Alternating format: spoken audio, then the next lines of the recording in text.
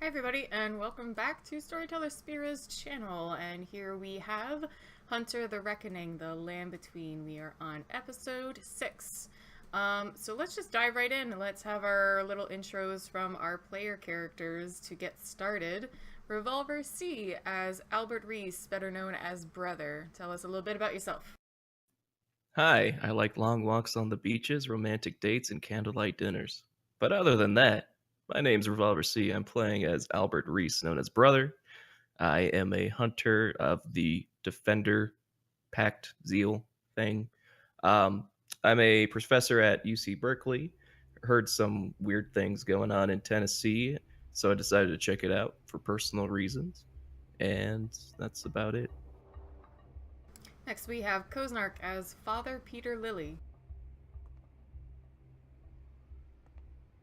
Hi, I'm Kozark. I play Father Peter Lilly, who is a Catholic priest still practicing, who has heard about some strange goings on, and of course the church wants to find the devil and snuff him out wherever they can. So they sent me, and I play a judge. Yeah. Alright, and next we have Super Chocolate Bear, corrected name finally, as Chad Waterlily. Yep, how's it going? I play Chad Waterlily underneath the martyr symbol for hunters. He was just a kid who had way too much contact with vampires, or more like one vampire, was saved by a hunter, and then which awakened his abilities, and he was told to come on down south to try and figure out how he can use those abilities and live the hunter lifestyle. Alright, and last but not least, we have Modi Ansos as Sean Malcolm. Hey, I'm playing, as she said, Sean Malcolm, a visionary. He was a former white hat hacker who ended up seeing things he shouldn't and got off the grid and went dark to escape the potential ramifications of it. After wandering for a bit, he ran and heard about some strange happenings down in Dover, Tennessee, and which he went to investigate and put out a announcement on the Hunter Net to try to get in some additional help, which is why these guys have shown up. And that brings us to pretty much the present.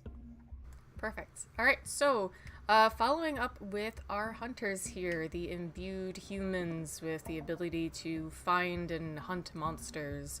They have been doing some research and investigation in Dover, Tennessee, just south of the Land Between the Lakes National Park, where some of the strange incidences that they were told about were happening.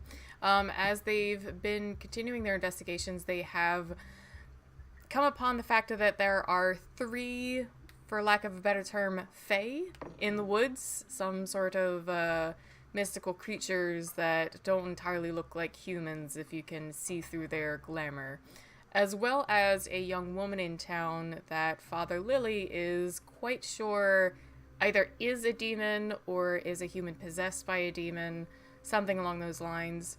And as it is their duty as hunters to, at minimum, find out what these creatures want and get them to, a situation where no humans will be hurt, or at worst, have to fight them and take them down. They are continuing to figure out what they need to do. Brother found out a lot of information about how to potentially fight or at least ward off fae, and he did a little shopping trip with Father Lilly to get a lot of supplies, but he left those supplies with Father Lilly, Chad, and Sean to go off on a bit of a personal errand. At the moment, Father Lilly, Chad, and Sean are discussing their next moves. So let's start with the 3 of them. You 3 had been discussing the potential idea of moving in, making an actual move against Suzanne, the mayor's daughter, the one that seems to be possessed by a demon. But a couple of you might feel a little up in the air about that.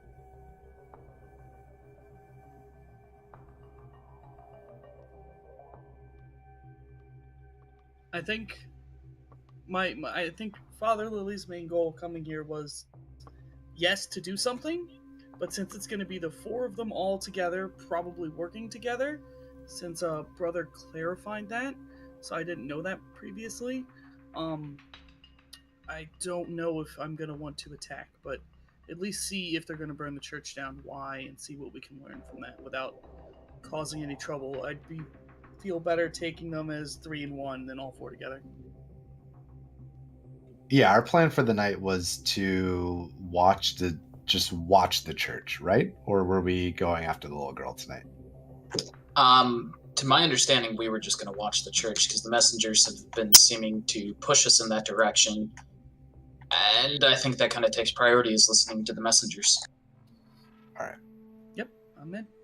Then yeah, no qualms here. Like I'm down just to chill and watch the church. Go down and watch one of them good old-fashioned church burnings. All right. So if that's what your plan is to go set up there and keep an eye on the place, brother, where exactly were you sneaking off to? I was gonna go back to my daughter's house because I saw the glowing handprint outside her window, so I'm led to believe that she's gonna be abducted pretty soon. And Right. it usually happens at night, so... All right. So in your separate states, brother is going to be heading to where his daughter is living with, I believe, her aunt and uncle? In-laws. In-laws, okay. Yeah, my wife's side, so her All right. grandparents. And then Father Lily, Chad, and Sean are going to go into the woods in the land between the lake. Where are my notes? Yeah, they are. And so the first church that was built in the area, Tharp Church, had been burned down. That was the one that you investigated already. Hickory Grove is the second church to have been built in the area. So from the sign that Sean received saying something about a second house falling, you believe that is their next target. So you would expect, similar to the last one, that it likely won't happen until at least the sun has gone down, or if not, even earlier in the morning. Do any of you have any other errands or anything else you want to do, or are you just gonna get to staking out? I mean, so if you could describe the area around the church, is it just all Check. woods like the last one? We do want to set up the trail camps.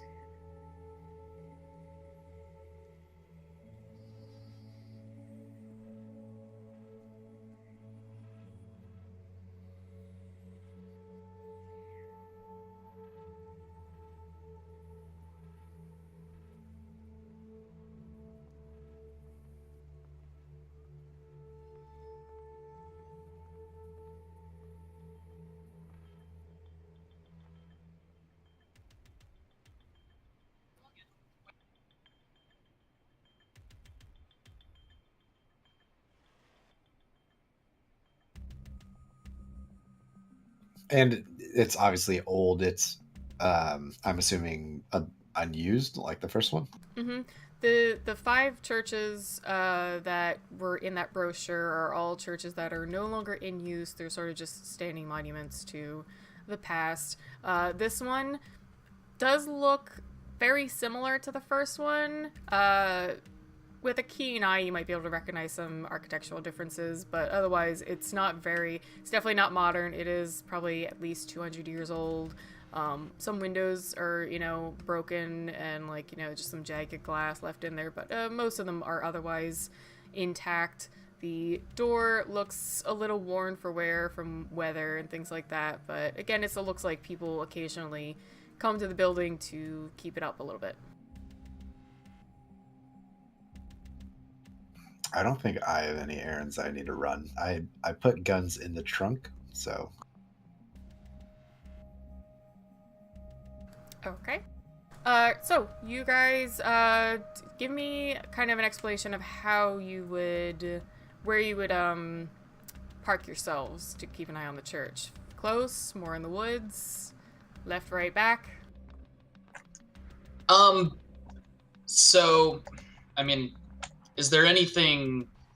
I mean, I guess we take a moment and kind of survey the area. Is there a particular? I don't want to be inside the church because we do believe that they're going to be burning the place down.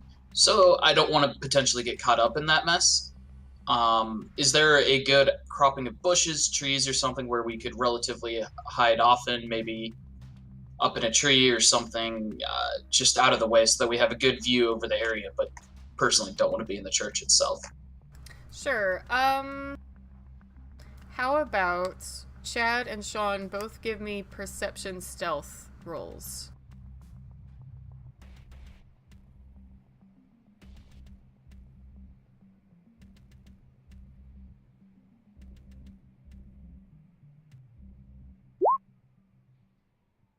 Four. Nice. Starting off good.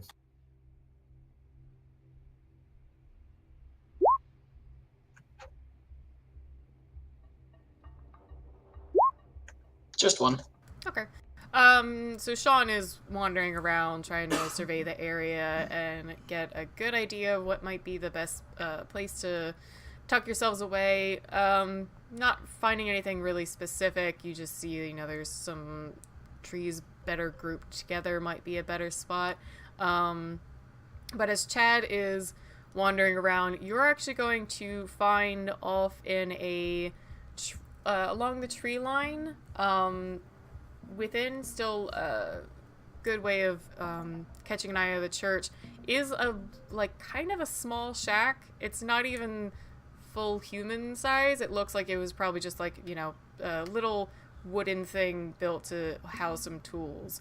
But might be a good spot if you kind of duck near it. It'll give you a little extra shadow. You won't be directly in the trees where these two Fae, the younger ones at least, seem to hang around and, go diving around. And you said it's not even human size, right? So all three of us wouldn't be able to hide there, but one Nah. or two. Yeah, maybe two of you could tuck in and one of you maybe on the outside, just out front of the door. Oh, so all three of us could use it as kind of a hiding. It'd be a little tight. But it's shorter, so it's half height of a person. But it's a little wider just to keep some storage tools in. And how far away? From the back corner of the church, it's about 40 yards. You can still see perfectly fine where the church is. And there are some lights out by the road. It's going to be dark once the sun goes down, but you can otherwise see pretty well. All right. Yeah, I'll show that to the group. Guys, so there's Father. How good are you at sneaking with your eyes and all?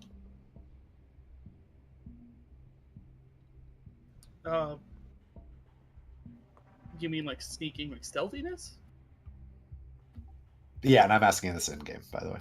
Oh, I'm not well known for being stealthy, but once I'm in a position, I can keep a good keen eye on our surroundings at least. Well, not exactly keeping a keen eye, but as all right. Last time I was in the woods, it was with brother. He's kind of a bigger man. He's a little bit harder to hide, so it's nothing against him. But if you guys don't exactly know where to go, I found a spot that's pretty decent. I'll show them the shed, and just tell them how they could lay around it and stuff like that, so they don't silhouette themselves or anything like that. Yeah. If you put me in a place, I'll stay there and keep eye. Although I don't think we should get too far from each other. It's not fall or leaves all over the ground or anything, is it? There are leaves on the ground just because it's a very naturally wooded area. No one goes in and rakes them up. But otherwise, it's a late spring, midsummer. Gotcha. Then yeah, when you're ready, Father, I can put you in position here, and you should be pretty safe. How about you? And I'll look over at Modi. Modi. John. Yeah, no, that sounds like a good idea. We can do that. That should work. And we do want to make sure we get those trail cams, and we should probably find a place to stash the rest of the supplies. yeah, no, trail cams are next. Kind of a weird thing. What do we do if we do see someone burning the church? Do we step in with force, or are we just gathering reconnaissance? What are we doing here?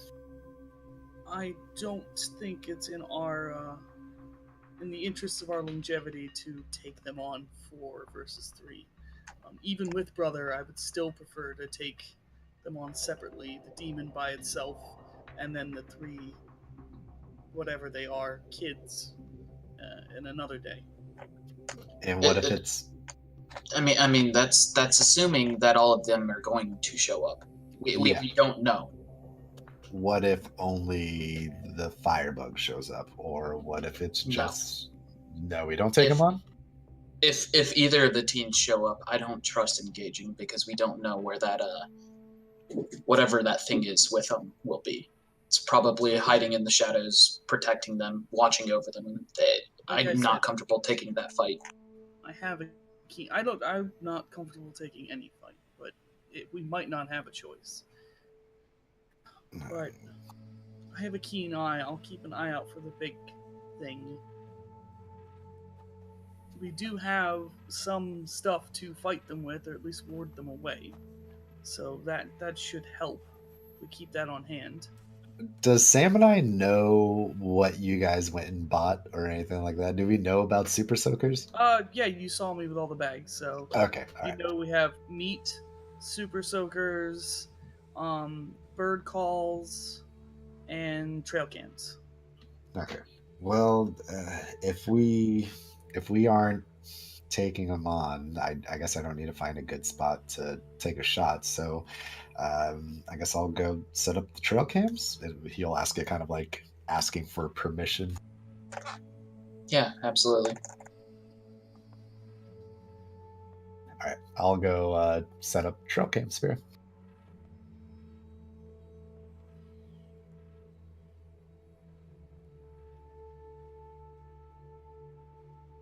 Sorry. Just repeat that last bit, Ted. I was kind of asking them for like slight permission, but not really, just questioningly, and then they said, "Yeah, go for it." And I was going to go set up the trail cams. Okay. Yeah. All right. So you go ahead and set all those up. Do you need a roll for how hidden they are? I would like them to be somewhat not visible, since they already knew about them the first time we set them up. Sure. All right. In that case,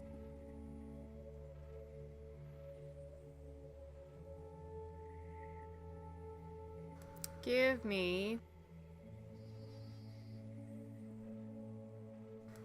perception and survival at 7.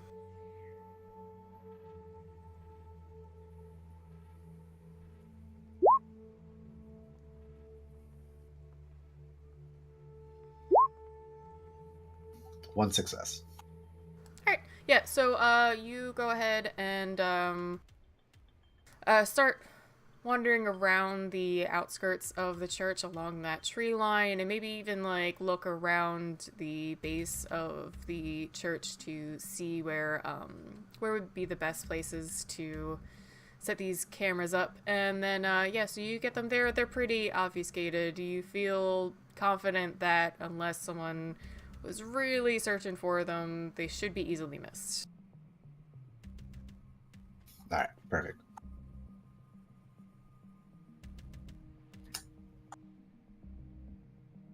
All right. And Sean and Father Lily, are you doing anything else? No,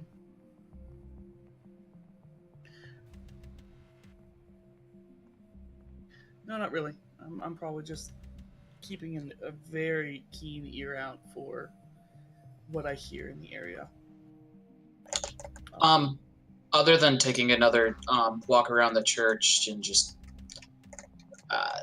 trying to see if I pick up anything off in the area or anything, just walking around because I'm going to be holding still for a while, so you'll be walking around the church site for an area before it gets too dark and we when we decide that it's time to bunker down, and he'll take up his seat next to Father Lily. All right. All of you guys arrived relatively later evening. Sun was not fully setting, but, heading in that direction. As you guys check the area, get your cam set up, continue discussing your plans, the night continues to roll on and the sun fully sets. Anyone who is checking the time will find that after a couple hours it's getting pretty close to midnight, and even as you continue feeling the area around you, listening, it sounds pretty quiet. There's just basically some normal animal noises, a few late night birds and squirrels jumping around. Another hour or so passes, getting even closer to about 2 a.m. And we will actually check back real quick with Brother. What's up, Father Lily? No, I was gonna say I would tap Sean and be like, make sure I'm in a very good line of sight of the church to be able to see what's going on. Just make sure I'm not like facing the wall, like into the shed. Hello? Yeah, he'll make sure that you What's are pointed going on? correctly. Yeah, like pointed and like there's not like a giant oak tree in front of me. Alright, perfect. And then, yeah, we will check back with Brother. So you wanted to head to your daughter's residence. Was it Alicia? Elisa, Elisa, Elisa, okay. yeah. Alright, so you're going to check in on Elisa. Unless you had any other errands or things you were going to do, it's going to be pretty similar for you. You'll get there maybe late evening, and where you decide to bunker down, let me know that, but it'll be pretty quiet heading towards midnight. Yeah, I'd probably just kind of stage, like, I don't know how the house is set up, but just kind of park my car to where I could see like the window. Yeah, Of her room. a lot of houses in this town are pretty much close to tree lines. Wooded areas kind of weave in and out of the housing areas here and there all the time. So you would easily have probably, if you wanted to park your car without it being noticed, you probably have to park a little further up the road. And you would have okay line of sight to the house. If you wanted to get a closer look, you might have to actually go into the woods and find a tree line to hide behind. Okay, I'll do that. I'll bring like a hunting knife and like a pistol. Okay. So you park, maybe watch for a little while, and then decide to get out so you can get a lot closer to Alyssa's house. And Elisa, as you said? Yeah. Okay. I can't remember her name. She's just my daughter. I said Alyssa, but I was like, I think he said Elisa. So anyway, so you get closer to the house, and you find yourself a close grouping of trees that, with the fading natural light, and there's not many streetlights nearby, you feel you'll be able to, remain out of sight fairly well. You can hear from inside the house and even see through the windows that the family is, kind of just winding down for the night. They've already had dinner. Elisa is getting, ready for bed and doing a little bit of homework, listening to some music. She seems pretty happy and relaxed. Nothing seems too out of the ordinary. Not too many sounds and nothing you would perceive as bothering the area. And as it gets closer and closer to midnight, the house is now fully quiet. All the lights are off, and Elisa is sleeping soundly in her room.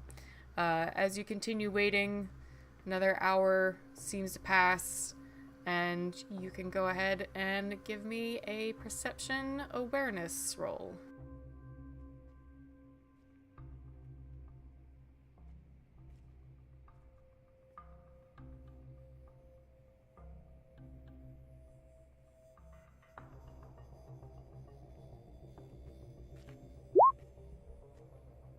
Three.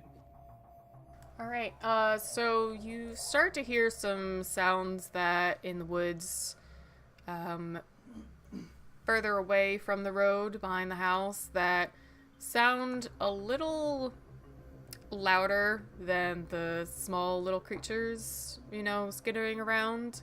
Sounds much more like a large animal or a man walking through the woods. And as it starts getting a little closer, you're definitely gonna start feeling that tingle up your spine that something of the supernatural is coming near. Does it sound familiar to where like Chad and I were? Like the same stomping sound? sounds like large footprints with the sort of scraping sound of claws accompanying it. And as that starts to get a little closer, a sudden jolt also runs through you as you hear something darting through the trees. Well, think I found Talon. I'll try to just hide as best as I can.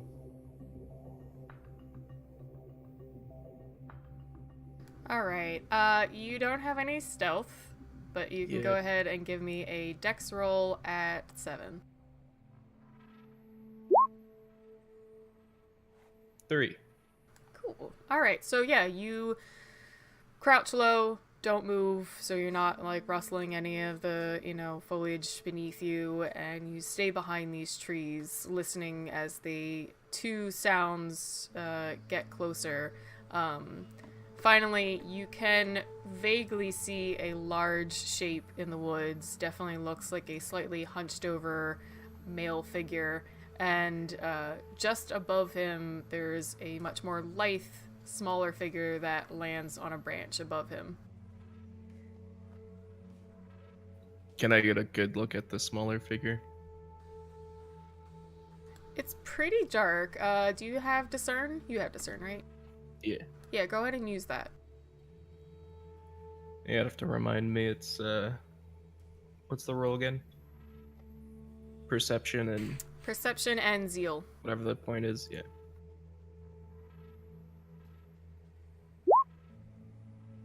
Nice. Okay. Alright, through the darkness of the woods, you even get a better look at Talon, the large, dark gray skinned, male-shaped creature with long fingers, black talons coming out of both his fingers and at the end of his feet, long, dark, horsehair-styled mane coming down from his head, and a few dark horns sticking up. He is crouched a little lower to the ground than usual, and he seems like he's definitely in sort of a hunting stance, and he's just quietly listening, and you can even see his nose flaring as he sniffs the air. And just above him is the young female of the Fae group, and as you see her in her full natural form, where her skin looks like tree bark and her hair is flowing leaves. She seems to be just waiting as well, but not even as keen as Talon is. Okay. And they're looking at the window. Yes. I will probably. Do I have to roll another sneak roll if I pull out my phone? You got a good enough success that I'll let you get your phone out, and if you're just texting, it'll be quiet enough. Yeah, I was honestly gonna pull up a YouTube video of a bird calls a Tennessee, just Okay. in case. And then I guess if I can, I'll sneak into the house and see if they have any raw meat, in the freezer or anything. All right. So which bird call are you gonna try? Oh, God, is it morning swallow or whatever? All right. Go ahead and roll. I know a sparrow and two. Yeah, no, other it's things. a. Go ahead and roll wits and intuition.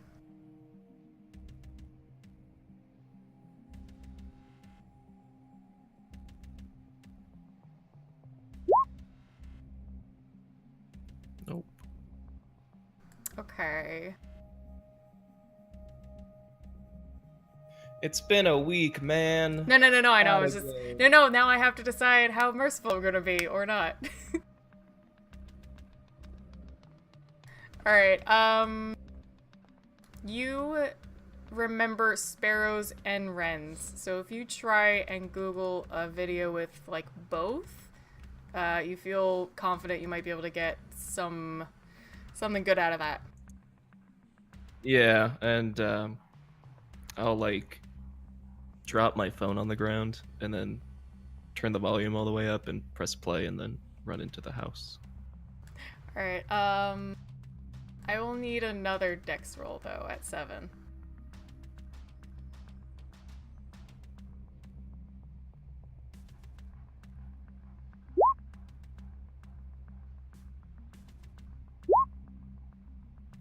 Uh, 4. All right. So, brother, against all odds you might expect, being the giant man that he is, with no stealth, is able to easily plant his phone, turn the volume up, and maybe takes a sort of backward sneak through the woods and comes around to the front of the house. You'll actually hear some commotion as you're skittering away from Talon and Ash, and as the video starts playing, at first you just hear quiet voices say, what is that? And then as the wrens start cawing in the video, you hear Ash, sounds like she might be like clapping her hands to her ears, and she's just groaning very uncomfortably, and eventually another few seconds you actually hear her fall out of the tree. Okay. Right, Yeah. so you were trying to get to the front door? Yeah, I was just gonna break in. I mean, if I can't larceny, or if there's like a key under the mattress, like, you know, or people put spare keys under the mats or like pottery or something. If I can't find that, I'll probably just bust the door down.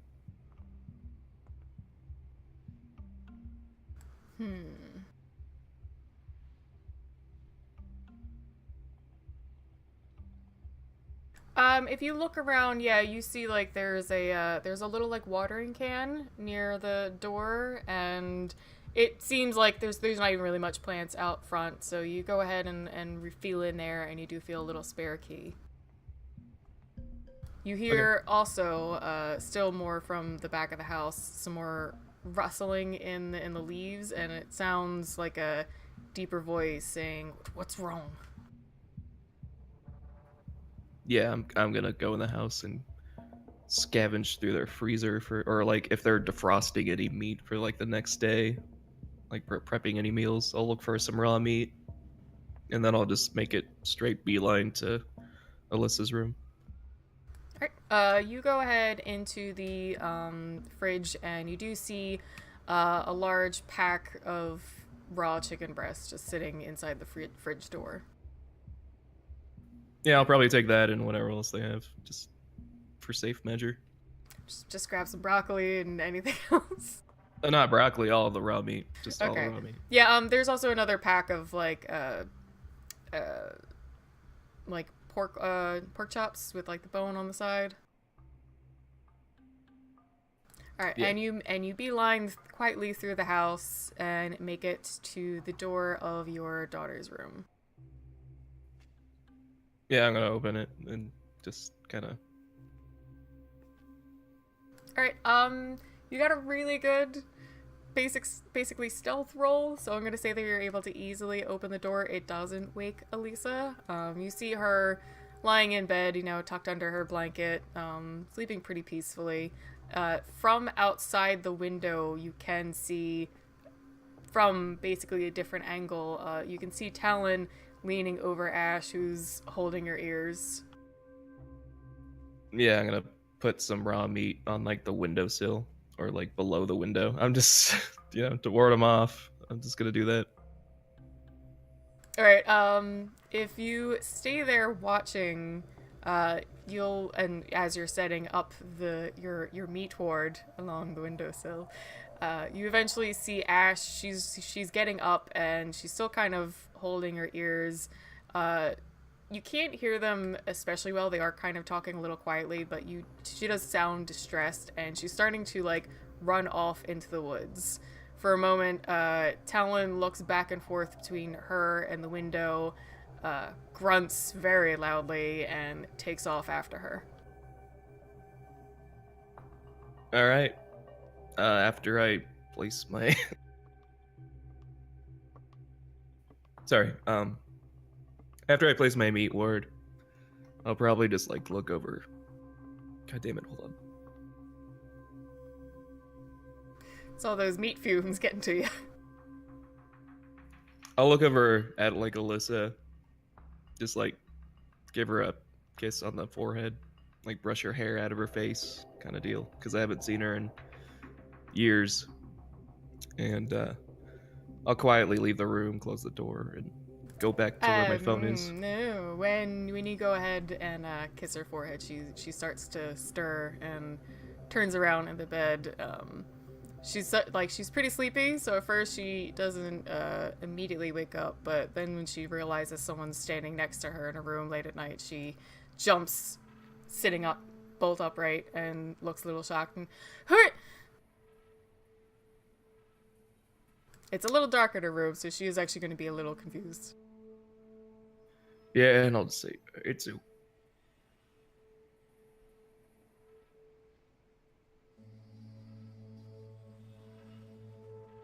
Take your time. Getting emotional. I'll just say, it's okay, Lisa. It's me. You're dead. Dad?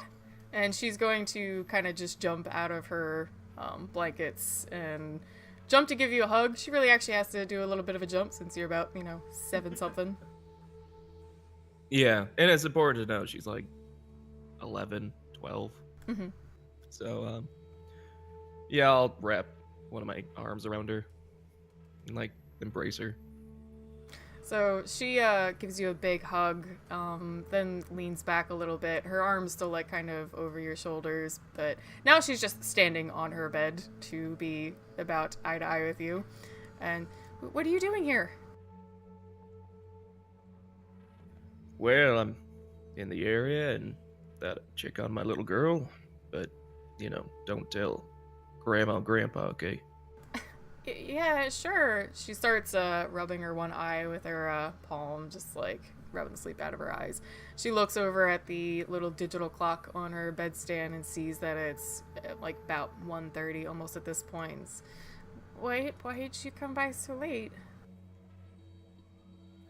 I had some things to take care of, Alyssa. And I'll, like, kind of pause for a moment because I wasn't anticipating this conversation.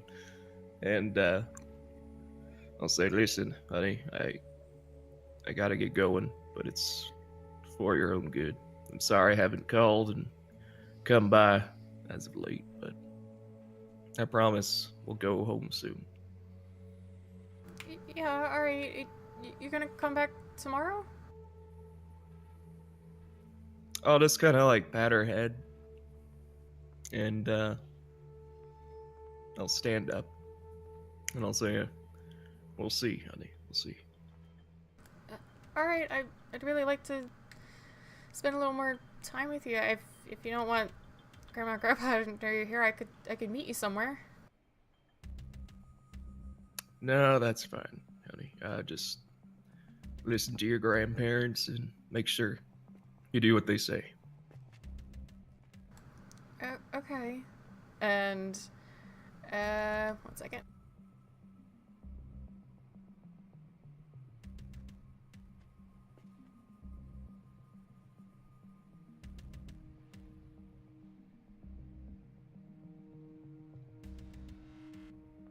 Alright, so Elisa starts to, let go of your shoulders and crumbles back down into the bed, but she's looking up at you with a big smile, just really excited to see you after this time.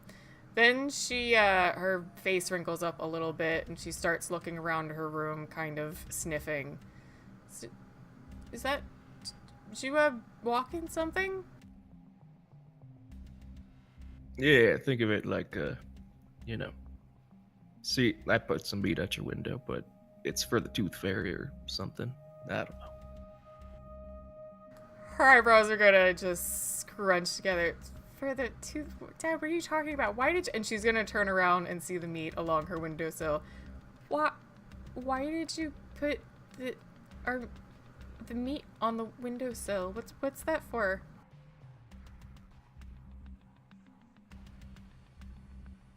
When you're older, you'll understand. Dad, I don't get it. What? I mean, We'll that have doesn't... this. What? We'll have this talk later, honey. Just leave that there for until the morning, okay? And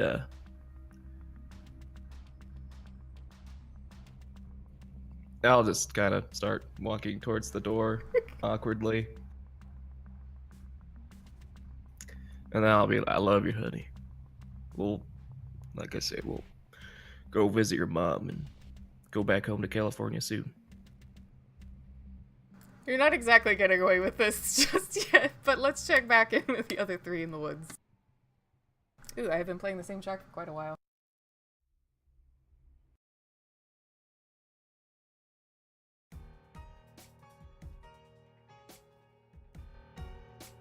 Alright, so we are back with Father Lily, Chad, and Sean.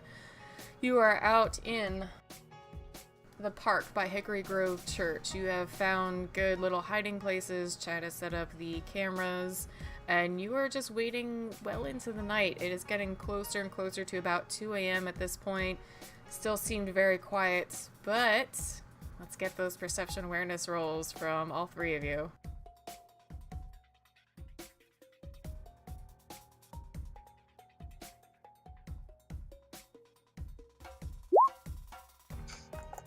One.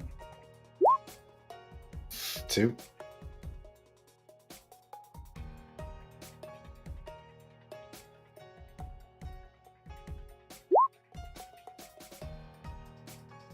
But no, so fuck. Why did I waste such a good roll?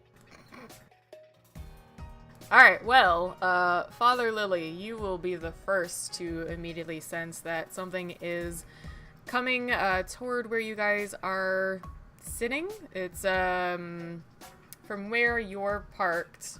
It'll be to your right and heading towards the church through the woods. It sounds like it's kind of, you know...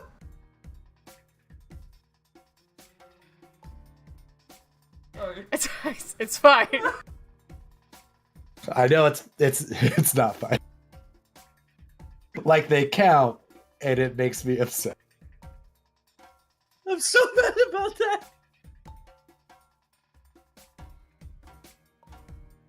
But Father Lily will be the first one to notice that something supernatural is coming through the woods.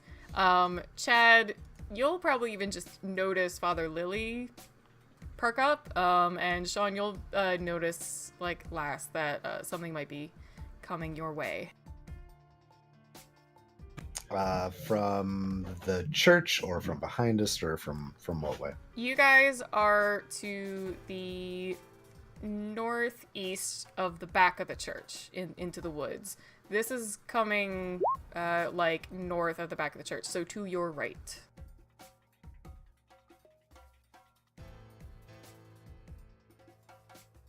And is it heading towards us, or is it heading towards the church? Heading toward the church, but you're more in line with the church than where this sound is coming from. And as it gets a little closer, it does just sound like someone kind of taking a leisurely stroll through the woods, kind of kicking leaves now and then. Doesn't seem to be trying to hide that it's walking through the woods. I did roll to throw up my visions. Discern? Yep, I got 4 successes.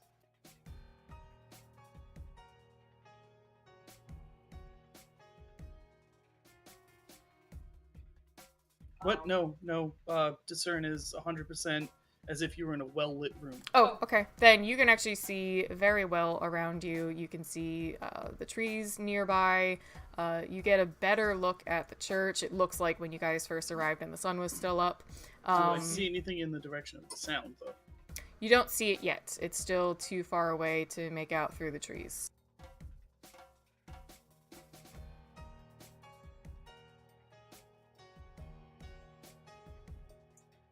Are we all laying by the shed? You and I are. Chad is slightly off from us. But you Yeah. did say Chad, like, noticed me. Yeah, I noticed you. I'm gonna, I guess, like, point, like, tap Sean and, like, pull him, like, in a motion. Like, try to turn him in a motion towards, like, the area that I hear the thing from. but I'm going to say anything.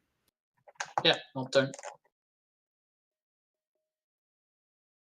Alright, so as you guys wait, a little closer and closer, the sound is almost within sight. Father Lily, you'll see a familiar set of like jeans, sneakers, and the bottom of a hoodie with hands tucked in it, but there seems to be this glow coming from inside the hoodie, as if like someone just has a flashlight in there, and the person is making a bit of a little like kind of whistling song as they walk. You said the jeans and shoes were familiar? Yep. When you say that they look like they have a flashlight in the hoodie and they're like lit, so Only is it Father just Lily sees that. okay? Never mind then. How are they familiar?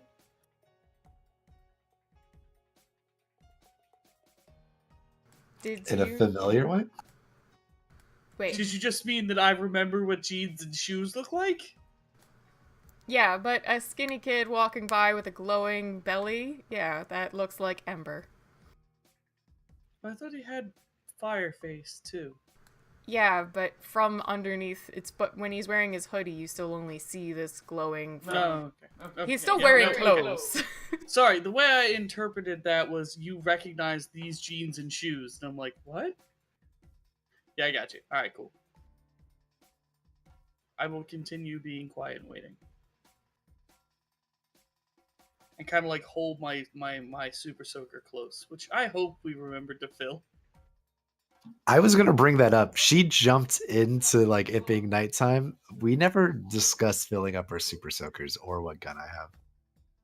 I asked if you had errands or things you wanted to do. Yeah, I thought it was They're already. not I thought errands. they were- They're just- They weren't errands. They would just be grabbing stuff. Sorry, I thought that was a given that I wanted to fill them up. Because I did buy a gallon of water, like the big jug. Yeah. Can we? Shut up. Brother explained all that to you guys, so I am perfectly fine retroactively saying you guys took care of all that and you have all the provisions as you want them. So Yeah, yes, your super soakers are full of water. And I just wanted to say I had my rifle with me as well. Okay, good.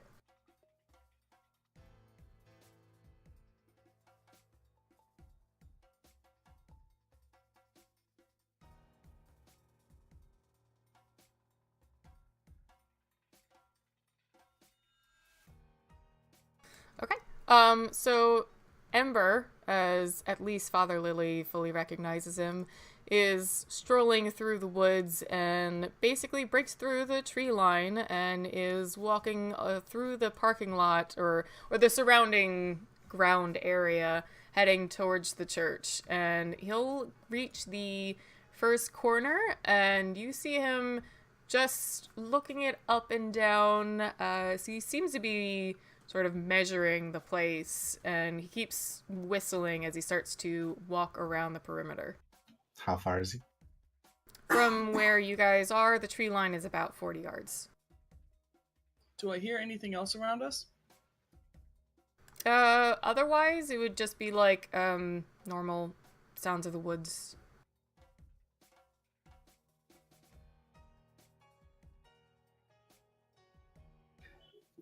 When he gets close, I'll very quietly, as if I was watching a deer and it's 20 yards away, I'll kind of slowly chamber around into the rifle.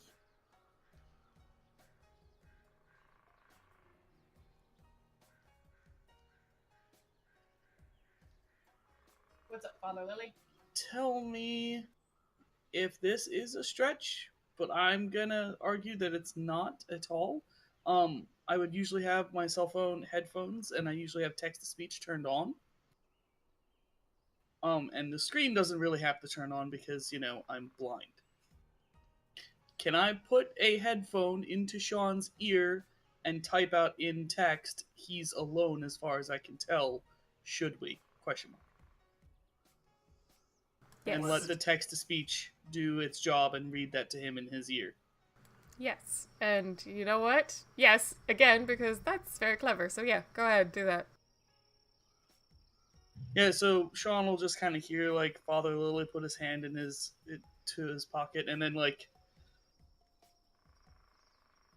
kind of like pull out a I don't know. Modi would see like a headphone. I don't know how much you could see of it, but sort of like push it towards his ear, but like put my hand on his neck first, so he's not like what the fuck, and then push the headphone into his ear and type it out and let the text to speech read out.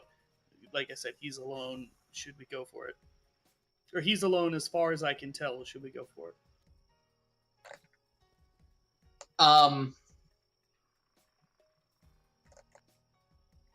So yeah, Sean will put the earbud in his ear, listen to the message, and he'll pause for a moment thinking, and all Sean can hear is just that single just Ember walking around, right?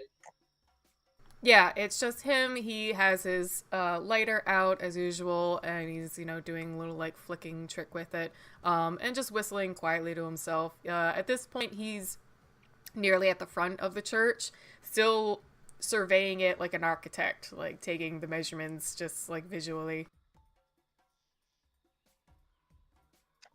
Sean will just nod.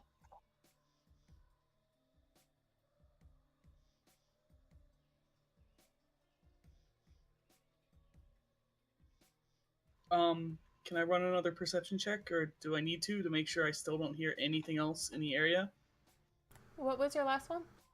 You got the 3 successes. No, I got 5 successes. Thank you. Oh, right. Yeah, no, carrying on from that, yeah, you still don't hear anything new.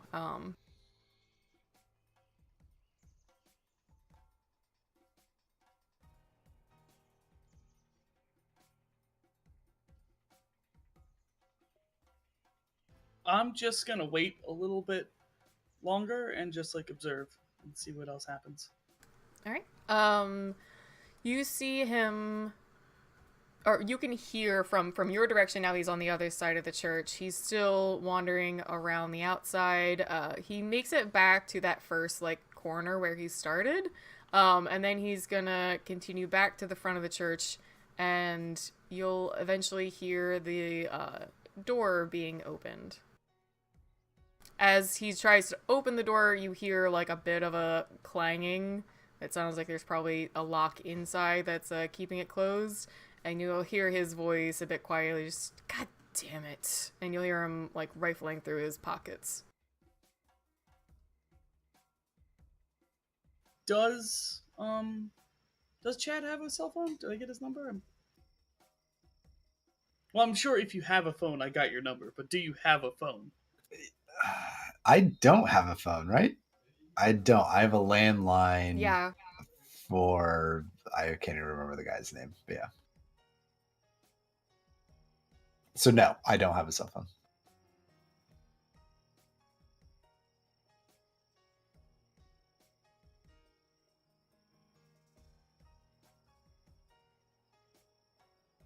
Fine. I'm gonna text into my phone again. I'm gonna try something. Stay hidden. Watch me. Or cover me, sorry, to Sean. He'll give you a thumbs up. And I will just kind of like get up, brush myself, like get up, take a couple steps, brush myself off, and walk towards the church. Not being particularly hiding, not being particularly loud either. Can we make eye contact and like see each other out here, or is it dark? It's pretty dark, and there's a decent amount of trees, so even with stars and moonlight, you just have enough to really make out kind of silhouettes. And so you could probably see, especially because you knew where they were, where Sean and Father Lily are, and that little shack. And you'll be able to see him walking, but finer details you might miss. I'll probably hold my hand out like this next to my side, like stop, like don't, kind of like a stay back motion. I will have my super soaker though. Okay. Well, I'll ready my rifle and steady it on like a nearby tree or something like that and cover him. All right, so you said you're just kind of quietly making your way toward the front of the church? Yep, checking it out. All right, and you don't specifically want to be too sneaky. You're not. Not trying at all. Okay.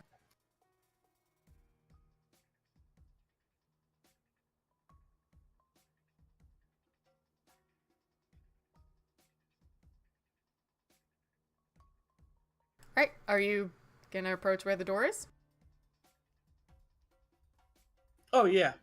All right. As you get to the front corner of the church, you'll hear pretty clearly that Ember is fiddling around with a lock in the door, probably some metal, scraping. You can kind of assume. And the second you see him, you see he's trying to pick the lock of the door. I hear him. You can see him at this point, and he'll both hear and see you as you turn the corner. I'm just kind of like cock my head and look and be like, "Oh, I'm sorry. Do you need any help, child?"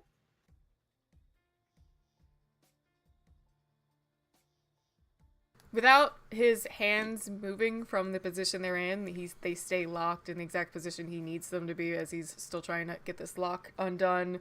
He turns his head to you, does a bit of a overly dramatic head drop, and just sighs.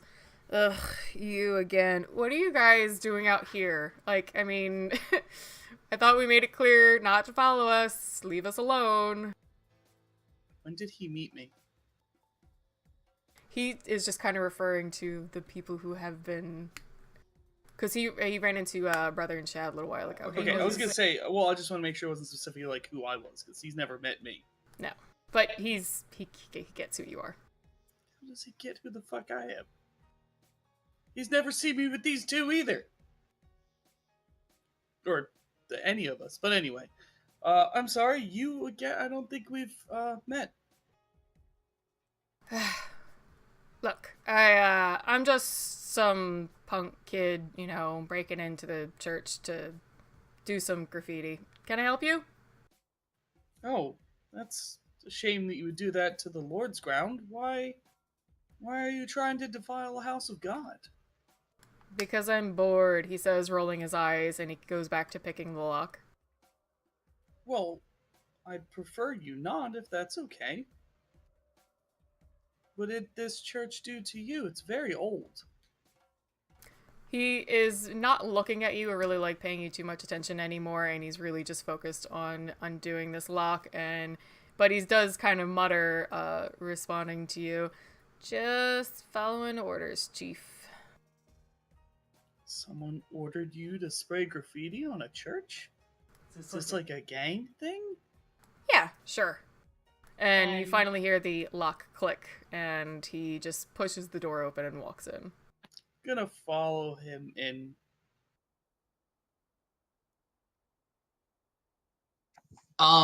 So when he goes to follow, if he gets out of line of sight, Sean is going to start moving closer to the church, trying to go as quietly as possible, but he's not letting Father Lily just go inside the church out of his line of sight alone with this guy. How quickly are you moving? As slow as I need to be fucking quiet as hell. All right. Is he rolling for that Spira or no? Yeah, if you want to specifically stay quiet, because now Ember is a bit in tune with people being nearby, give me a regular Dex and Stealth. And then if his stealth is high or low enough, if it's low enough that I recognize it, I'll start moving forward quietly as well. Okay. I'm gonna say to him, I really must protest. This is a house of God. I'm a priest. I can't stand by and allow that. Perhaps we can talk about this. Ember is going to walk down, into one of the aisles, and then duck down really fast. Aisles of what?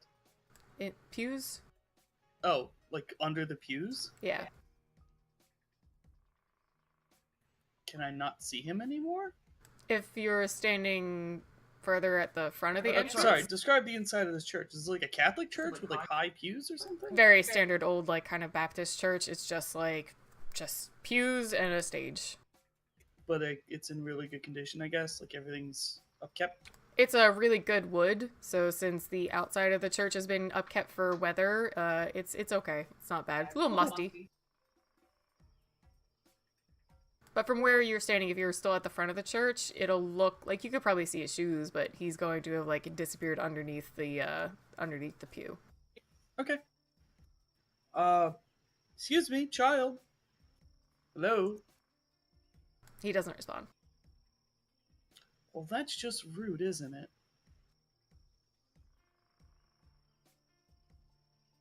After a moment or two, he'll pop back up again, and he's gonna like put his hands on the back of the pew, leaning forward and smiling, like, "What you wear that blindfold for if you can see so well?"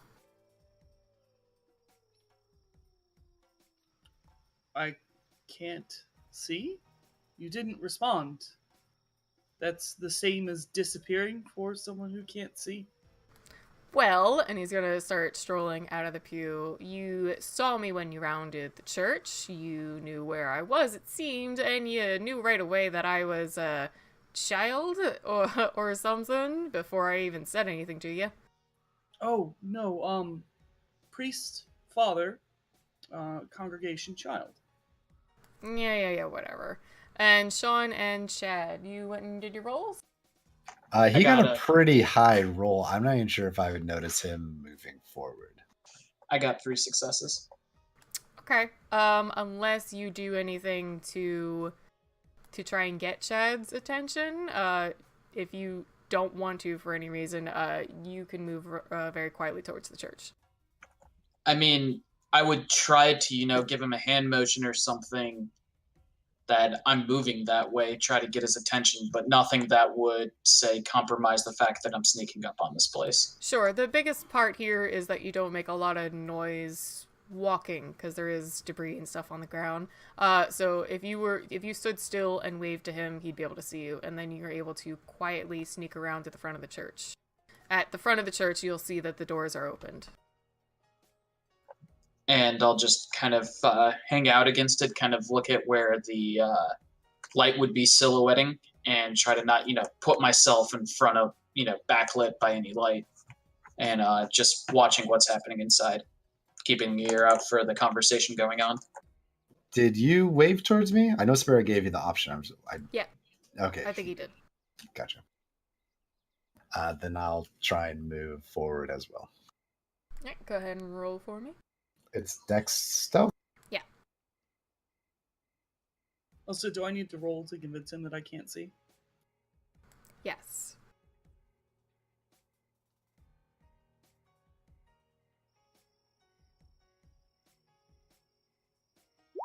Empathy or subterfuge?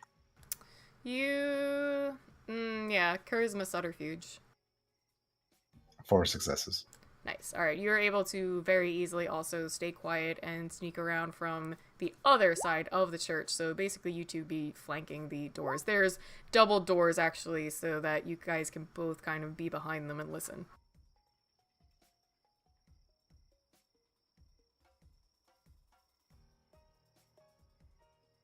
All right. 5 successes.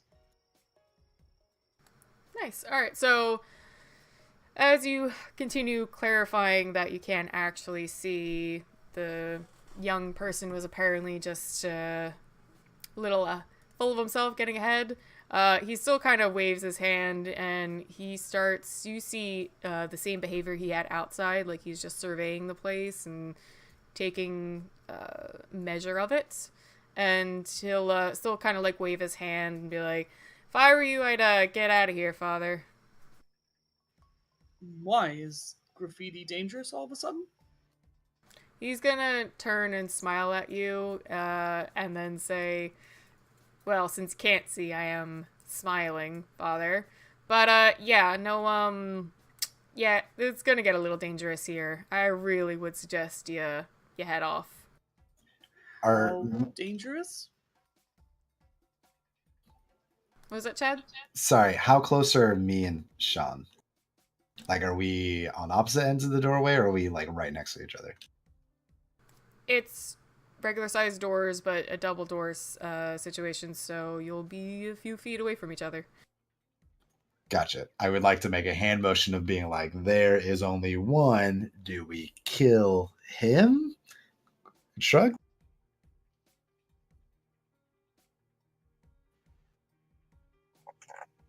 Get a shrug back, kind of like a.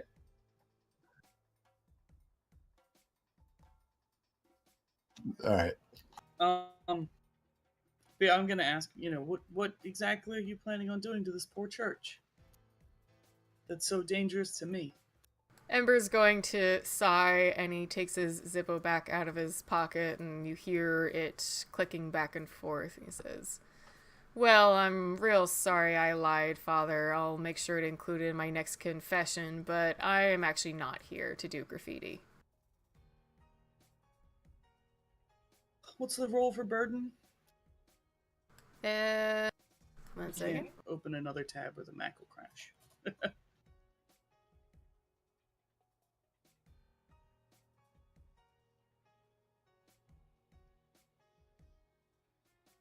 One second, I'm just trying to find it.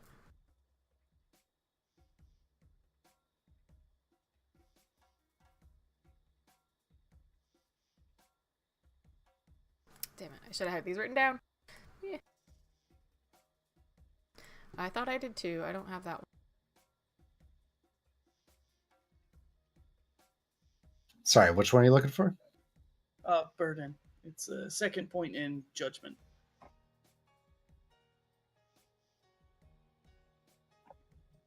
It is stamina plus zeal. There we go. And it paralyzes, correct? And does it do anything else?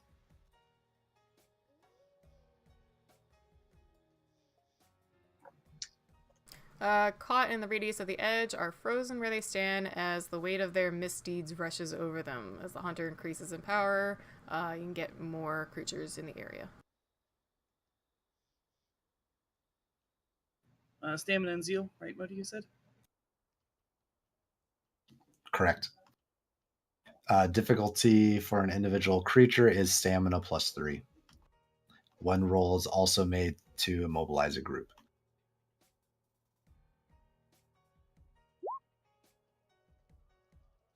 One success. Alright, I just found it, so actually let me check what the successes are.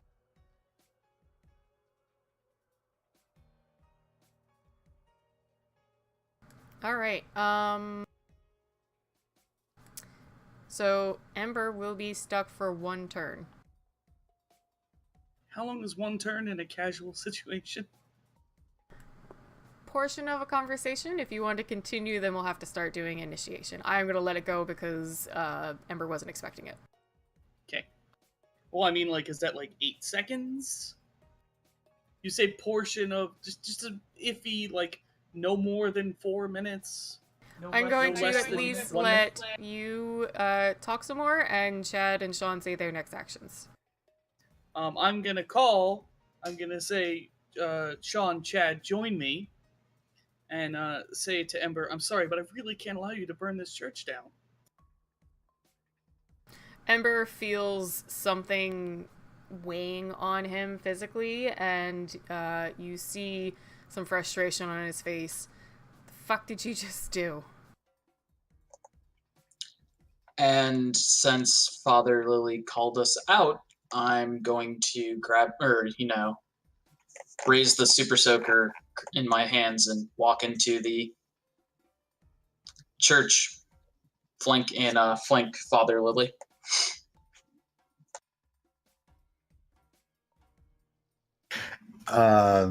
Chad will kind of follow with him. Are we able to, what are we doing? Ember is going to stand there for a moment and at least answer a couple questions.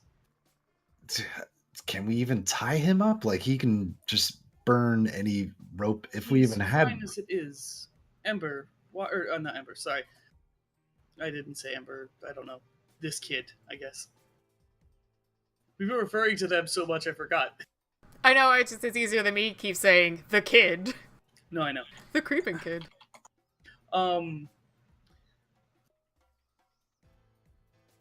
Why are you doing this, kid? Why? It's bad enough you're lying to a priest, now you're going to burn down holy ground? Might be holy to you, but not to me. Doesn't mean anything to me at all. And now, the burden is going to start to wear off. So, if you want to try and cast it again, or anyone else wants to do anything, we're going to have to actually roll initiation. Oh, yeah, I'm going to keep it stuck on as long as I can. Okay. Alright, so roll initiation. And anybody else who wants to do an action this turn. So that is just How? 1d10, and then you add your dex and wits.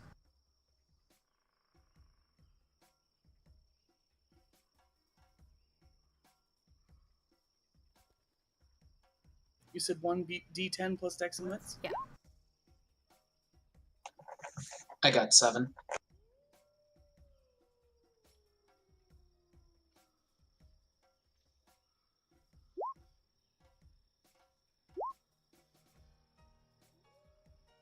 One d10 plus dex and wits. Yeah, what's your dex and wits? 5 altogether.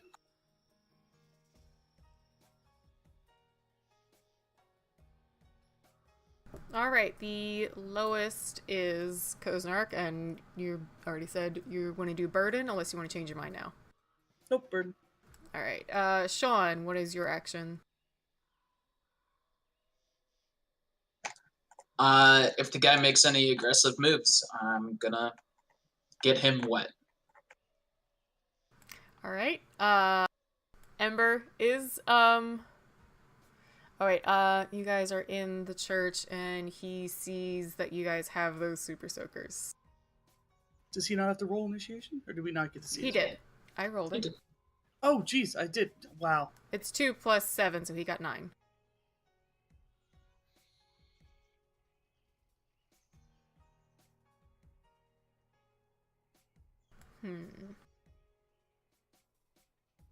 And what did you say you were going to do, Chad?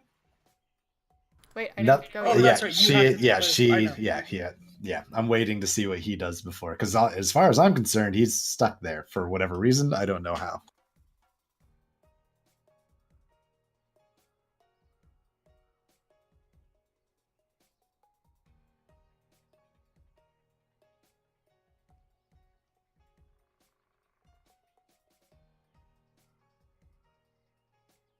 Alright, he is just going, you're just gonna see smoke kind of coming off of his body. It's gonna almost, like, seem like it's just coming out of his clothes. Like, so from the, cuffs of his hoodie and, his bottom of his jeans, there's just gonna be, like, smoke, like a smoke machine, just kind of filling up, the area in front of him.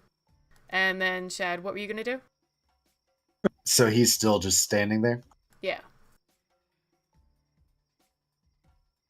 How far away has he moved down the aisle? Because we kind of walked in, but how far away is he from me? He's about halfway into the church, so a good 15, 20 feet.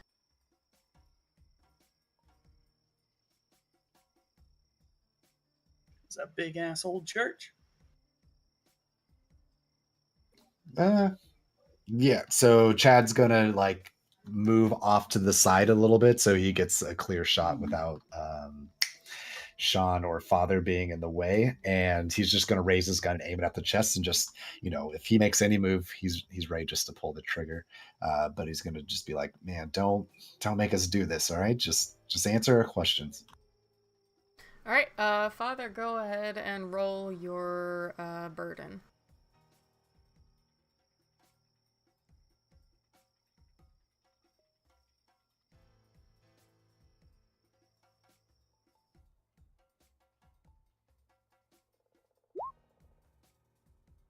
Two successes. All right, you are able to hold him for 2 more turns. And the smoke really... Okay, actually, hold on.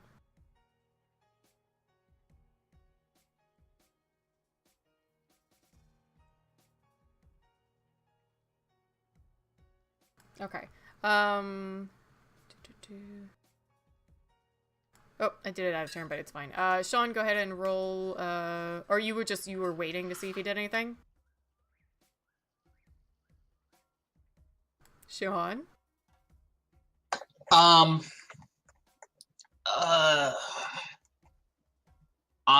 gonna go ahead and fire the Super Soaker at him. To me, the smoking and everything, I'm not taking that chance. So.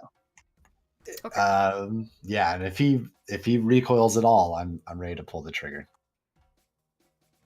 All right, and actually, yeah. All right, so then.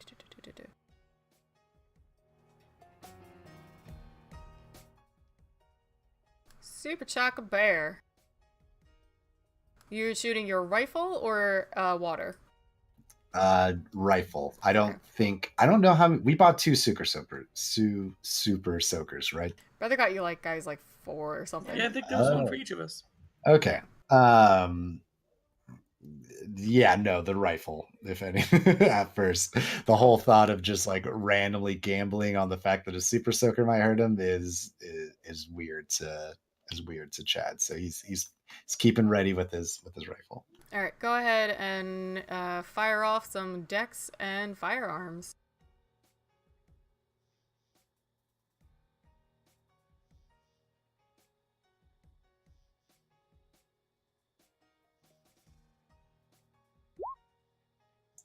The one. Okay. I'm not happy about it. So you jump the gun, you pull your trigger on the teenager standing in front of you. Just as you start to see some smoke like coming out of his clothes. One sec.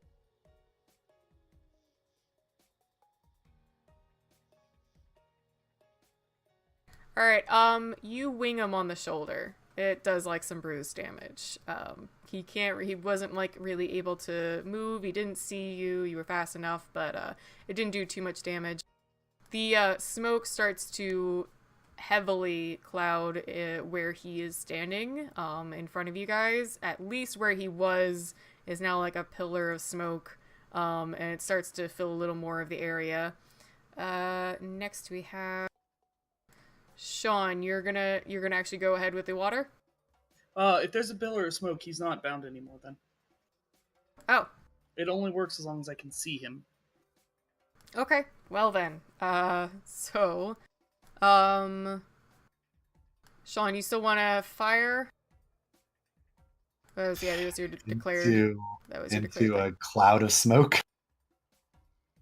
No. Oh no! That's you winged. You winged Ember, and you would have heard him like make a noise. There's like it looked to you like blood. Father Lily, before the smoke enveloped him, would have seen like basically a piece of like wood and some embers like fly off of his shoulder. Sean, I need dex and firearms against 8. So they're allowed to use abilities while burdened? He wasn't burned anymore. Yes. They're allowed to do all their abilities while burdened as long as it doesn't have a kinetic component. And he wasn't burdened anymore anyway. Well, no, he wasn't burdened because of the smoke. I just wanted to make sure he could do smoke while burdened. You burned him for 1 turn. He did the smoke after it faded. Well, but then I reapplied the burden, so if it had any kinetic element, he'd have to stop doing it. But his initiative was higher than yours, so he did the smoke before you even got to try burden on him. Oh, so he was fully covered in smoke before even burden happened. Okay. Yeah, You didn't explain that part. Sorry. I I felt like he had some smoke coming off of him, but I could still see him. That's to explain why the lower person has to declare first, but the actions then kind of go the opposite way. It's a little confusing, but it makes more sense for being fair. Alright, so now Ember is fully clouded. What's up, Sean? Oh no, I just got 1 success to hit him with the Super Soaker. Alright, so you've got a Super Soaker, and even though there's a large cloud of smoke in front of you, you can actually kind of, instead of just 1 bullet, aim at an arc. Sorry, real quick. Does smoke... I guess smoke isn't darkness. Smoke is actually like a physical thing that's in the way. Yeah, he made physical smoke. Well, no, I know that, but I mean, I guess a smoky room would still reduce Discern's vision, or no? It Because, would be. It would be like smoke in a room. well, yeah, I just don't know how smoke works with Discern versus darkness and fog and all these other things. That's a Modi question. I'd say that's more of a spirit question because it doesn't specifically.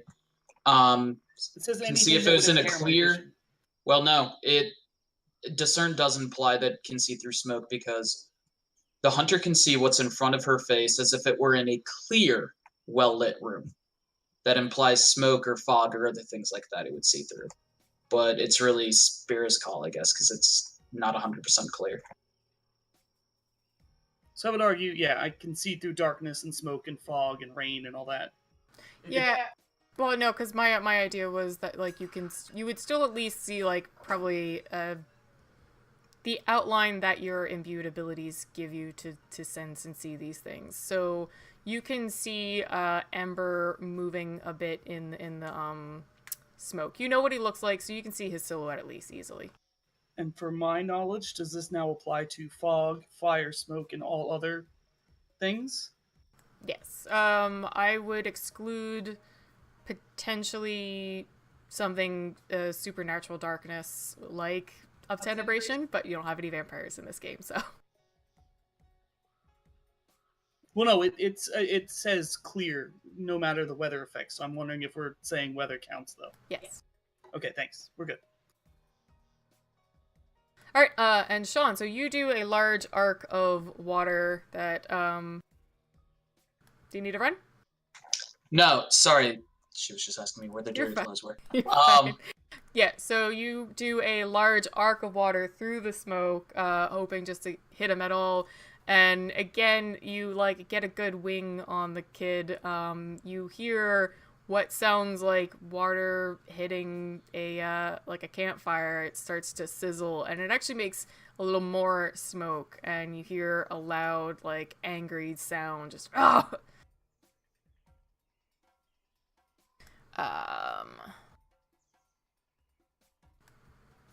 I love stopping the game mid-fights, so let's take a little break for everybody, and we're gonna check back on Brother, and then we'll get back to who's gonna kill Ember, maybe. Guy's getting a little rough. Poor teenager.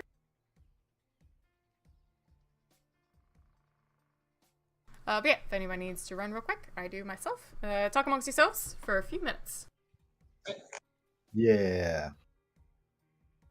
What if he's like trying to make it so the church doesn't burn down? He's ran in and just killed him. What if he's He was trying to trying save to the protect world? us? Yeah. He's gotta burn down the churches to save the world. What if he was just trying to collect all the Dragon Balls? He's like, you fool! If I don't burn down these churches, Satan will get spawned. That would be something. One of the 4 horsemen will be spawned if this church doesn't get burned tonight. What then, Modi and Father? Well, then Next I guess we'll have to burn it ourselves. But we won't know until one of the horsemen gets spawned.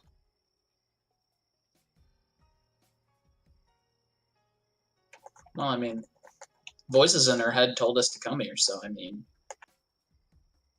Came here to help burn down the church? We never know. I think the big question is how far is Brother's house from us and how long will it take the others to come join him?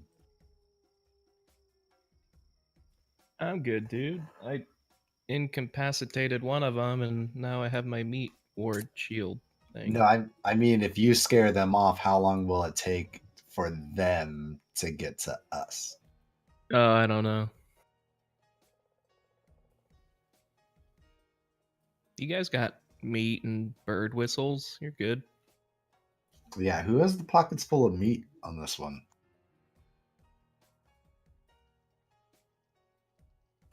I mean, I assumed I bought enough for all of you, but I mean, Chad feels weird about putting meat in his pockets. Hopefully Sean's good with it. Should it spot like sausage links to wrap around your neck or something? Yeah, some like cured meat, so it's like it's dry, but it's still meat.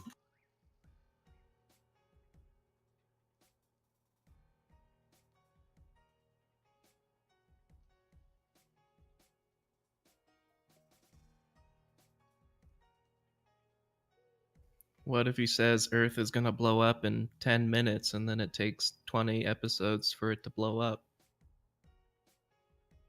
Oh God, what if he's just gathering all spirit for a spirit bomb?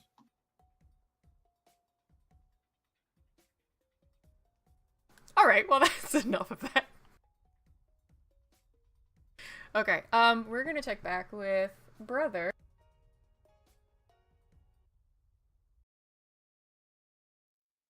And that's how the birds and the bees work, honey.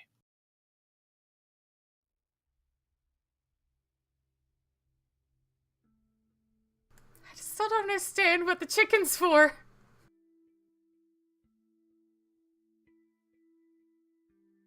Alright, so brother is trying to sneak out of Alyssa's room after she discovered the raw meat on the windowsill, but she jumps out of bed and grabs his arm.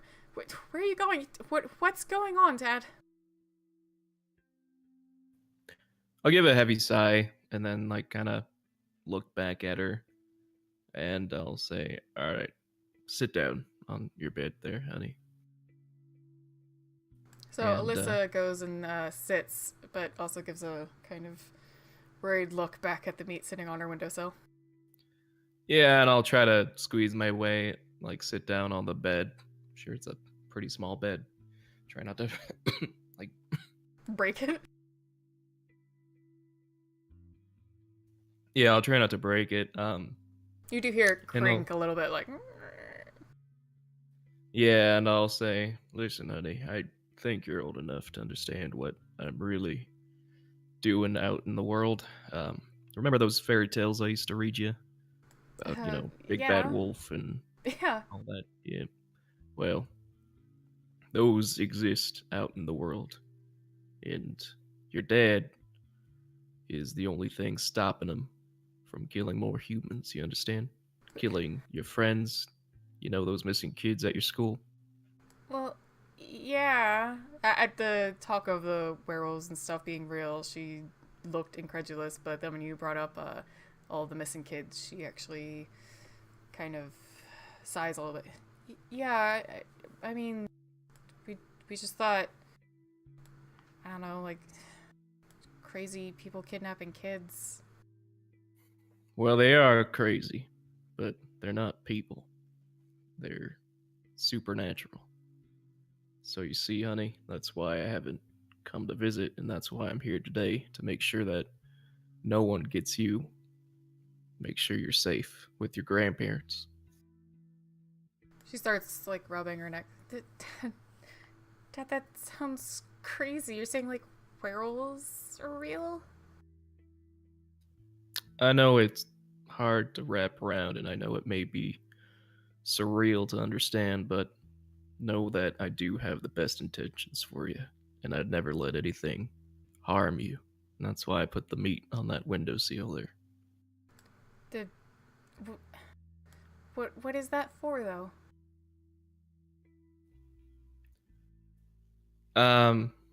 Well, it's to protect you, honey.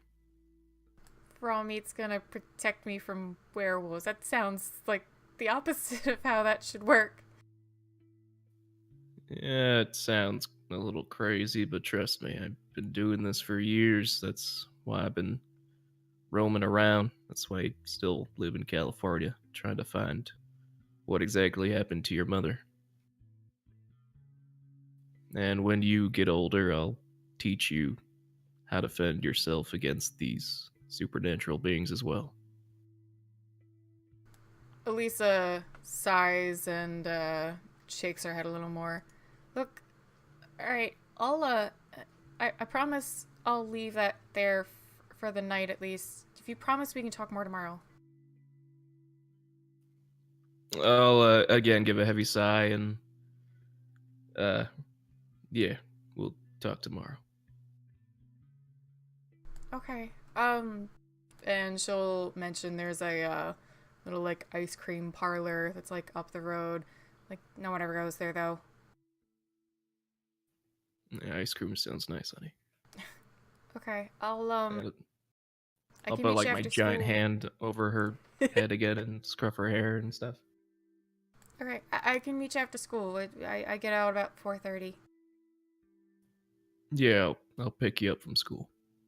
Okay. She's gonna look again, kind of a little bit disgusted at the meat laying on her windowsill, but she'll give you a big hug and otherwise let you go.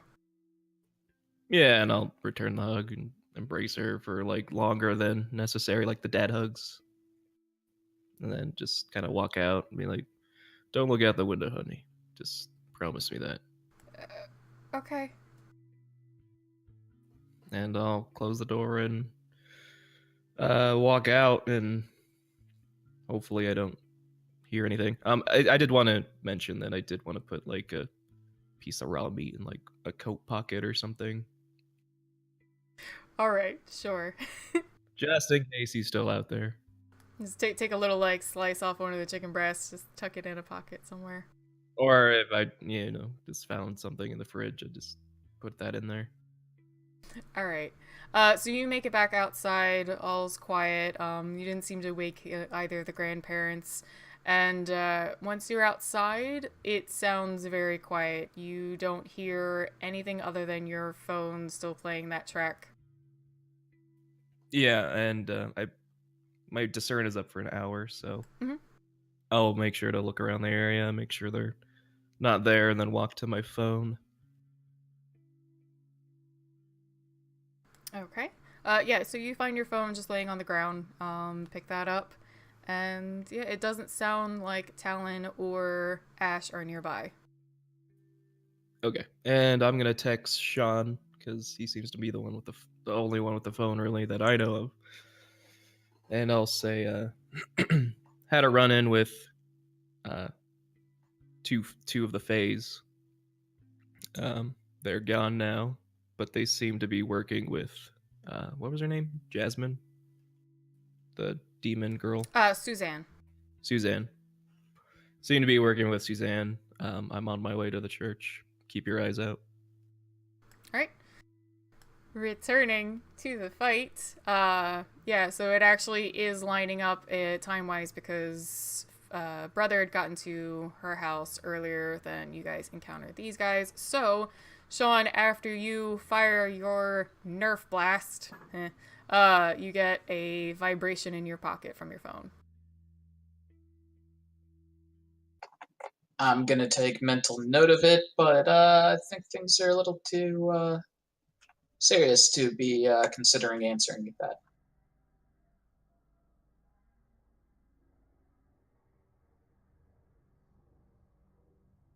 All right. And Brother is on his way. So let's do another round of initiation.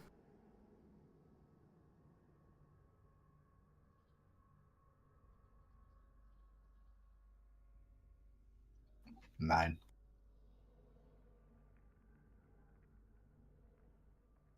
13. 10.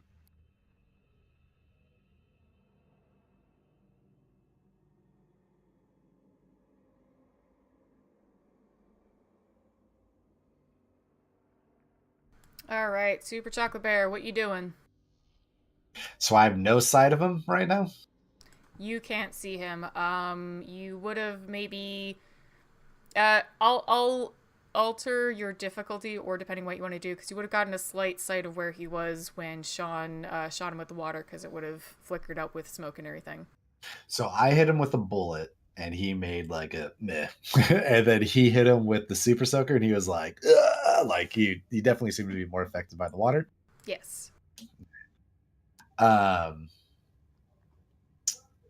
Chad will like sling the rifle over his back and take out the super soaker, and so I moved off to like the left, so there's definitely pews in front of me.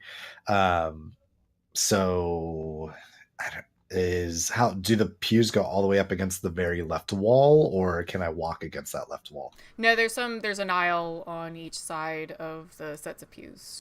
So basically 3 aisles. Yeah, then I'll ready the super soaker and I'll go down the left wall and see if I can see him. If I do, then I'll take my shot. But if I need more turns to move and get in position. Okay. Next will be Father Lily. What are you doing? I'm gonna just wait until I can catch sight of him again. All right. Next is Sean. I'm just gonna keep it up with the super soaker. Seems to be having effect, and I really don't want to be burnt to a crisp. So yeah.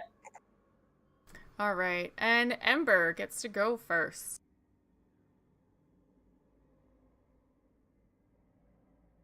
Ooh, boy. He kills himself. It's very nearly. Like, very, very nearly. Should have been really easy, Spira. Oh, I feel bad for Ember now. Anyway,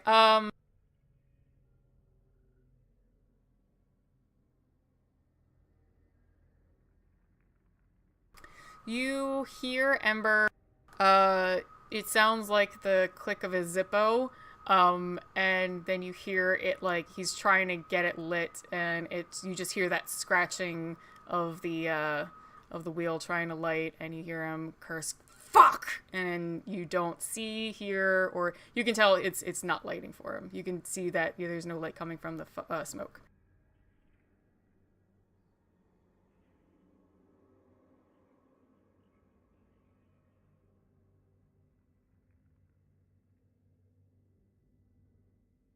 That's it. So, Sean, you want to shoot again with the... Yep. All right. Dex and firearms. Which is so lovely to say with a Nerf gun. I mean, the only other thing would be athletics, and he has the same athletics as firearms, so... It's still aiming, technically. 1 success. All right. You had a better idea of where he was, but, again, with the smoke, you're not sure if he's been moving back and forth. So you send another arc out, and again, you hit him one more time. I'm just building up bruising, since these are small hits. So let me check his sheet.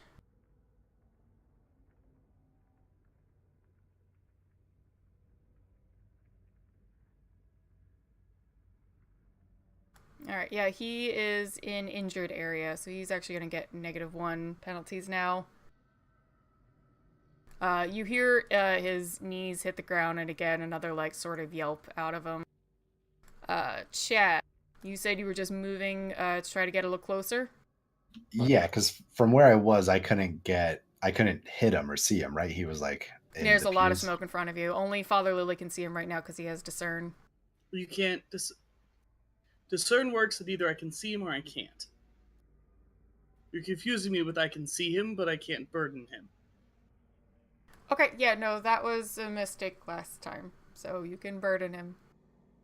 No, I'm just trying... I'm okay with either way, but it's not like, what do you call it when, you see an aura around them? Discern just gives you the ability to see, that a vampire isn't taking a breath. It'll show you that, but it doesn't, make them glow or anything. So, if he's hidden by smoke, that's cool, but I wouldn't be able to see him, or as much as the other guys can. Discern doesn't give me, I don't know, super sight?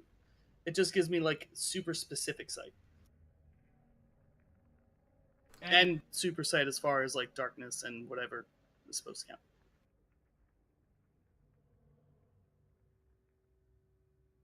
Okay. I'm gonna literally be moving around the room trying to get my eyes on him, though. So whatever, I guess, diving to the left or right, trying to, get my eyes on this kid. Alright, there's a lot of smoke in front of you, so you probably have to really, head into it. Sure. Or at least, what Chad is doing where he's taking down one of the aisles. I'm gonna go right for the middle. Sorry. So when he first got hit, I thought he jumped, he got out of it. But he never moved out of the smoke or the pillar of smoke? There's quite a lot of smoke now. it It's first spreading. enveloped him, then spread throughout the area. It's starting to like even creep towards where you guys are. All right, we're gonna do a kind of spray and pray, just hold down, like get a couple extra pumps in there, just blast it into that smoke. All right, go ahead and give me Dex and firearms. It's So good. it's supposed to be 7. 7. Yeah, Okay. because there's smoke. Even though you're just spray and pray. Yeah. Bada bing, bada boom. 3. 3 successes. All right.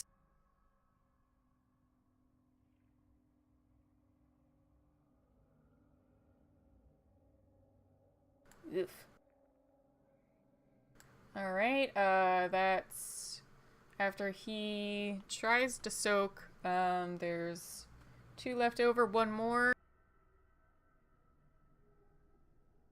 All right. So that will leave Ember at a wounded state. So he gets a -2 at everything, and he's hurting a little bit. You sprayed just in this like big arc as much as you could through the smoke, and you caught another couple glimpses of like just water hitting fire, just psh, like steam bursts, and you hear him like scream at each time. But it's definitely sounding like he's injured. He's getting yeah, no, pretty bad. he's not doing too well. Is he saying anything, or is he just screaming? He's staying quiet and like essentially trying to use this smoke. At this point, you're going to hear some like footsteps moving a little more loudly than before. He seemed to have been sneaking, so it sounds like he's running off to the right. Well, your right, his left.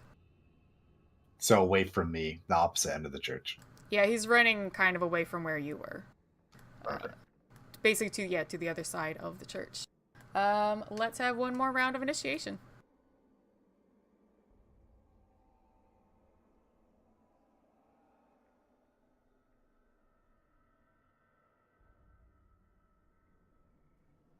Seven.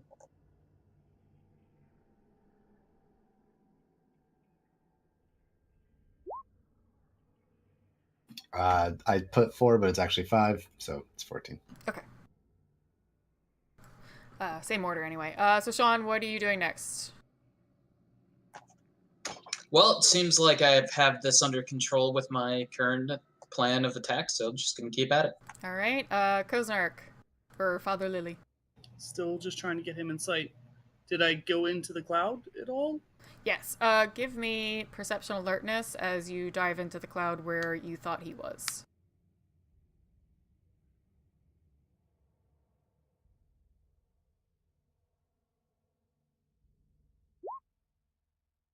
All right. You dive. Well, I'll get to that in a second. No, that was from last turn. Yeah. Okay. Sorry. So you dive right into the cloud, and you'll see him moving away from you. It's like the smoke is moving around him, but you catch good sight of him. So this turn. I'm gonna try to keep my sight on him and burden him again. Okay. All right. So you're gonna try and burden. Super Chocolate Bear, you just fire in more. Am I last to go, or what's the order? Declaration order is your next. Then Okay, gotcha. Ember is actually going to start. He has the highest initiative. If I can, fuck. Yeah. So he moved away from me. And what kind of super soakers do we have? Like, do we have legit, like, can I actually hit the other side of the wall of this church with it, or am I going to need to move closer? Good 3-4 feet, I'd say. Wait, they only shoot 3 or 4 feet? I don't know super soakers that well. What? You said he was 20 feet away. How are we hitting him with something that only shoots? No, 4 you feet? guys moved in already. Okay, but these super soakers only shoot 3 to 4 feet? Yeah, that's pretty sad for a super soaker. 'Cause let me That's tell like you. sad. Oh That's my like god, a Art, dollar shut super up! soaker. Fine, you get like 6 or 7 feet. No. No, that's still ultra pathetic. He Well, bought like high class, actual, not dollar store squirt guns. Alright, well, mister, I've never had any super soakers because I was poor, so how far do they shoot? I'm going to look it up. 30 feet. I mean, it depends on how much you pump them up, but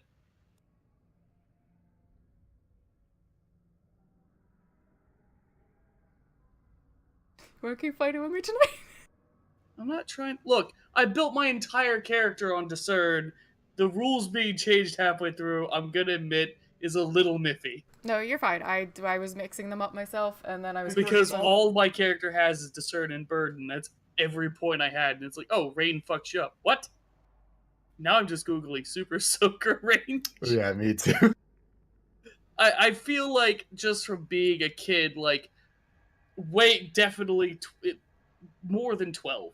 So Buzzbee's Toys Water Warrior Renegades at $14.99 can weigh 6 pounds and shoot a blast range of 42 feet advertised. 42 feet? 42 feet. 38 feet for this one I just looked up, Nerf Super Soaker. And that's only that's a $15 one. I bought like the premium. Yeah, no, one. he bought the Primo one, so we should be talking like some serious range. Fine then. You can soak this church. I mean, they are pretty fucking cool. You can write your name on the walls with it. Fucking sniper shots. Got scopes on them. All right. Anyways, I would like to get clear sight of this guy. So when I hear him moving through the smoke, I want to go through the smoke, and then as soon as I see him, I'll start spraying. All right. When we do your turn, I might split dice or something like that for looking at him in the. Or I'll figure it out. Maybe just up difficulty on shooting. No, you're good. Sounds good. And Ember is going to roll. Why is there a water Uzi? Why not? For the kids in the ghetto who want Uzis, come on. Yeah, maybe Water Graham's block? right. You guys aren't pumping them correctly. Oh, water Uzis are just like regular like water pistols, but in the shape of an Uzi.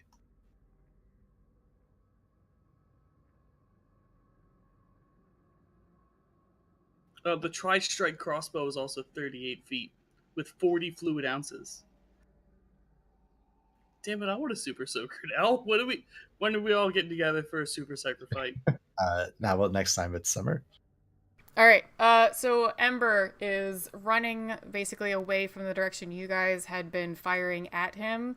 You hear him still clicking at his Zippo, and it finally lights. And the second it does, the area about 10 feet around him in a sort of arc, like almost like a spider web, starts catching fire, and it even starts clearing the smoke. It moves so quickly.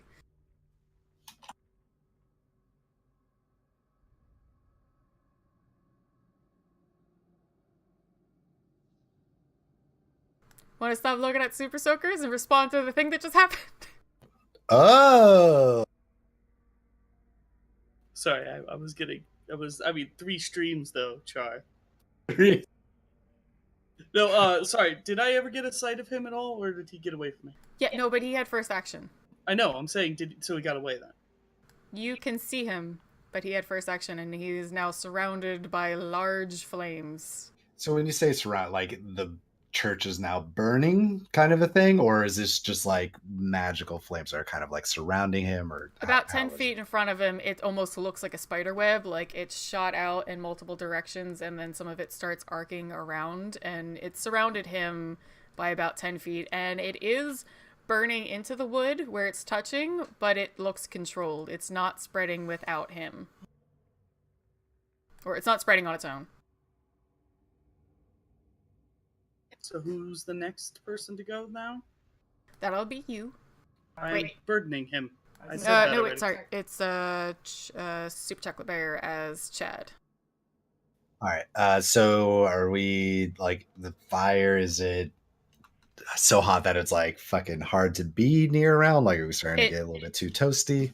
It burst out from where he was standing so fast it actually cleared a lot of the smoke. You can all now see him, and it is rising pretty high. It's actually reaching mostly up to his shoulders, so you can still see him, but the air is definitely filling in with heat, and like it's even beginning to waver a bit for your sight. All right, yeah. As long as it's not like burning me, then I'll still just take the shot at him. All right. Go ahead and roll your dex and firearms, but it's gonna be against 8. Ain't no thing. Nice. I mean, that's a plus, so that one doesn't matter. I'm okay with that one.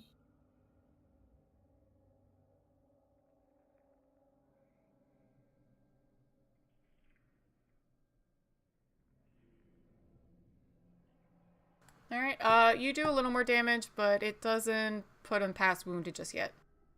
And does it seem to affect his like the fires at all? Like when he takes damage, does it seem to be like the flames kind of waver, or do they still keep on going steady? As the water arcs out of your gun toward him, the flames like rise up basically to protect him, but still when the water hits the fire, it still sounds like it hurts him a bit, like you hear him grunt.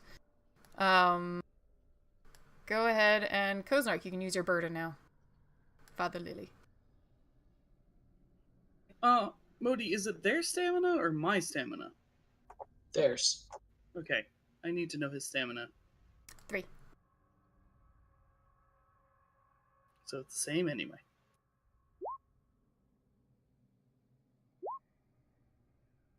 Three turns. All right, so he is locked in place. He again feels that physical weight on him that he recognized from the first time, and you can see through the flames that he's just, angry face growling at you. Again, it's this like charred wood look with like embers coming out through the cracks, but it still looks human enough to see emotions.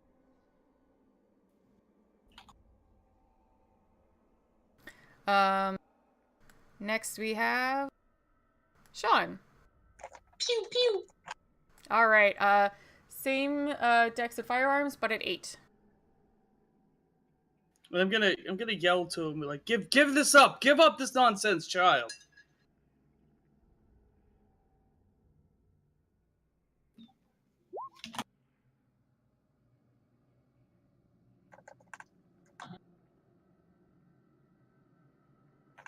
Only one success.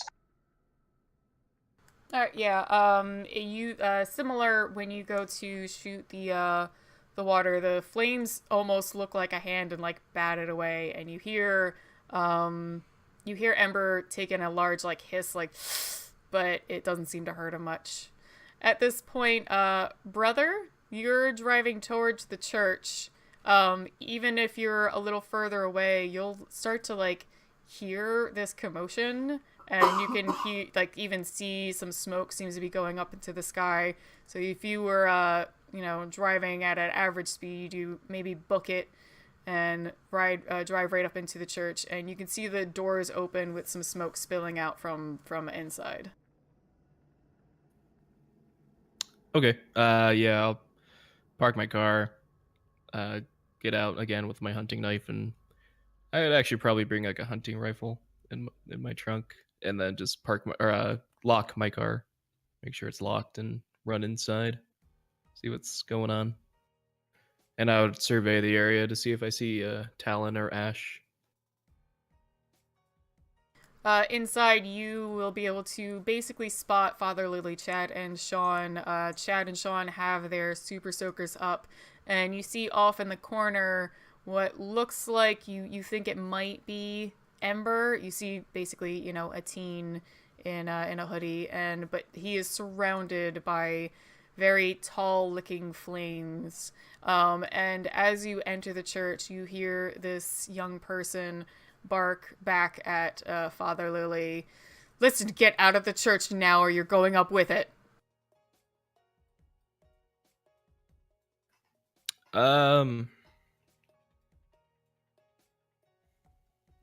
I'll go into like firing stance at the kid with the hunting rifle.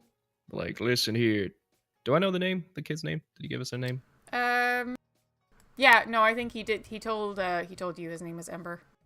Yeah, I'll shout out like Ember to like get his attention. You can see his head kind of turn to you, and the flames are actually starting to trickle closer and closer to where Father Lily, Chad, and Sean are, but it still seems controlled. Yeah, I'll be saying, Ember, you don't have to do this, all right? I know you're working with Suzanne. Suzanne. I know you're working with Suzanne, and whatever she has over you, I promise we can help you through this, you and your friend or your sister, whatever it is. I had a run-in with them. I'm sure they'll be here soon. But do know that we will take you down if we have to. Ember laughs back at Brother and says, I'm not doing this because I'm blackmailed or anything like that. I'm doing this because I want to. And why do you want to, son? I don't feel any obligation to tell you. And the flames are encroaching more and more, beginning to go up the walls. Place is starting to fill naturally with smoke now, not even the stuff that was coming off of Ember's body, and it will begin to get a little hard to breathe. You guys are still human. All right, I'll gonna shoot start him. hitting this sucker. Yeah, I was gonna say I want to shoot him with my super soaker too.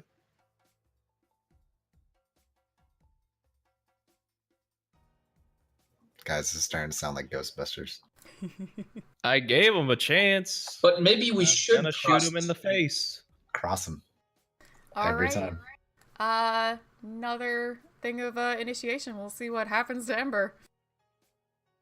Or you guys. What's the initiation roll? Sorry. 1d10, and then you add your dex and wits as a single number. How'd I botch twice on initiate so far?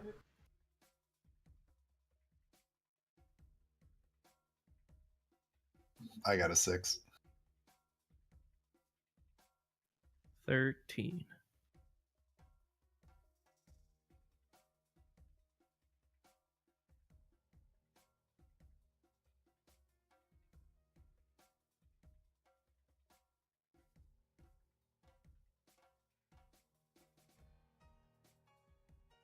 All right.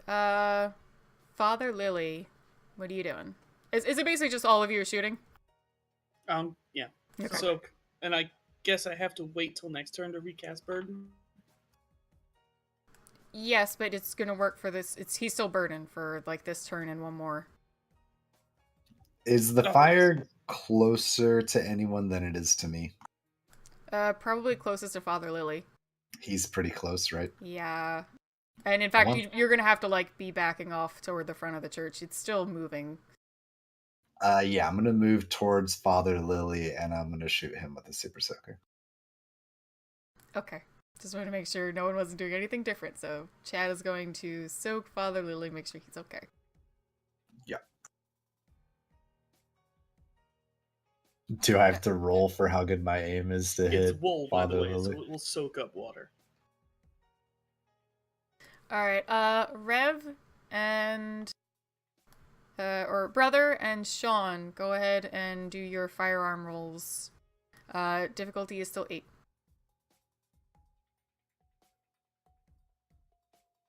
Sorry to ask this, but I'm looking up damage. What's like a hunting rifle? Like, what's a common one? Because they have like the actual gun names, and I don't know guns. What are the gun names they have? They have a Springfield on there, Firearms, right? Dex firearms. Yeah, Dex and firearms. Yeah, I linked it in the chat. Jesus, what is this? Is it 6 or 7 difficulty? Because I'm about. Well, no. 8. Why 8? To even see him around flames that are about 5 feet tall and encroaching on you. Smoke is filling your lungs.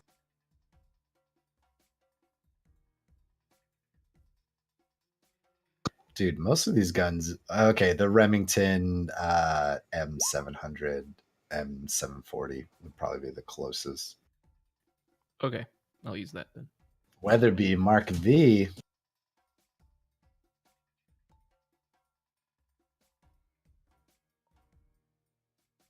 That Yes. should be fine, right?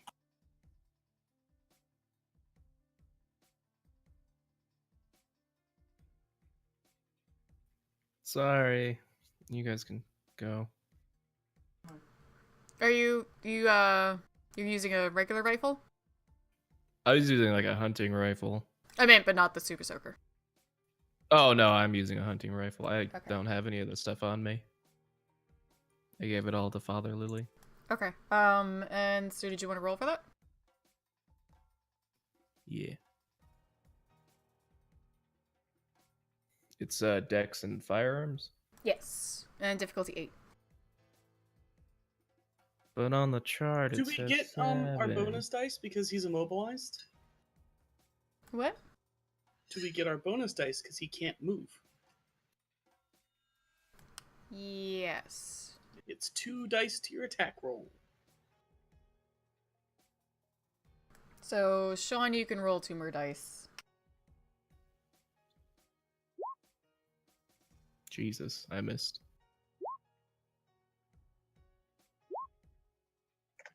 Do I That get brings the my two- total up to 4 successes.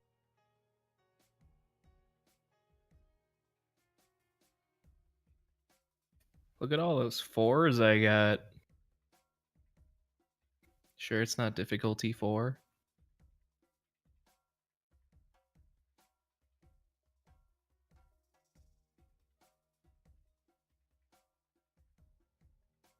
Alright. That moves Ember to Mauled. So, Sean goes ahead and does a nice arcing spray. He sees exactly where Ember is now that he's brightly lit by all the flames around him. And, gets a really solid shot at his chest, which seems to be the spot that burns brightest on him. And you hear this, just gurgling sound. Even though he seems to be made out of flames, it's as if, blood's, going up into his throat. And you see him fall to his knees. The flames are now all the way above him because he's fallen to the ground, and they still seem to be encroaching, though. So now they have basically taken over the stage at the back of the church. They are up along the walls where he is to the right side of the church and looking up a little toward the roof. And they have taken up most of the middle of the church as well. You guys will be basically backed up toward near the door. I'm just gonna yell to the kid now on the floor. Quit it now! This doesn't have to be a death sentence.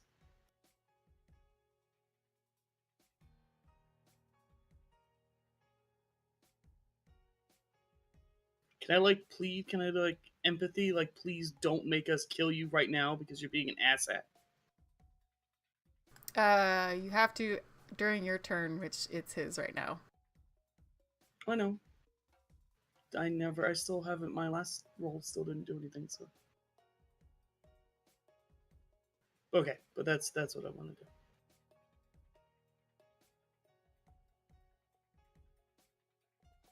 You see the flames flicker suddenly, as if he was trying to make them burst and take over the rest of the church in one go. But you hear his shoulder hit the floor, and he just groans. And apparently, whatever he was trying to do, he's just a little too injured to concentrate on it.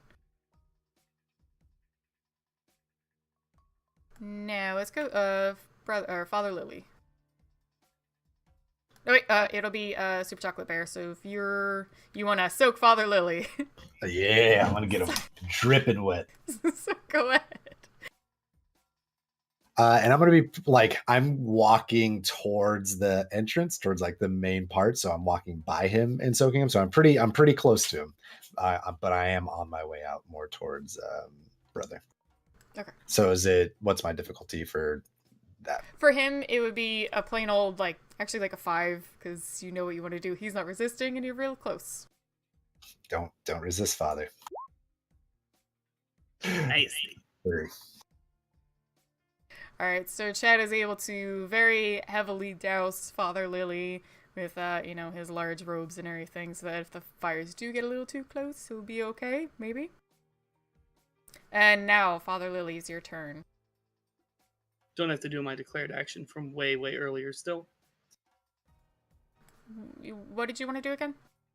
Well, now that he's no longer hurting things as much, I don't necessarily want to keep shooting him.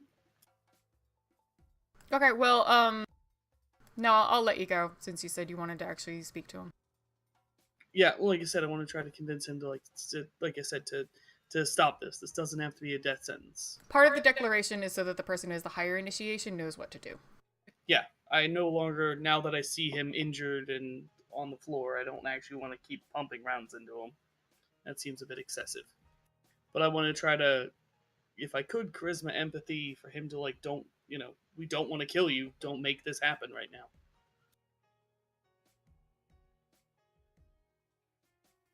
Go ahead and roll that, and depending on what you get.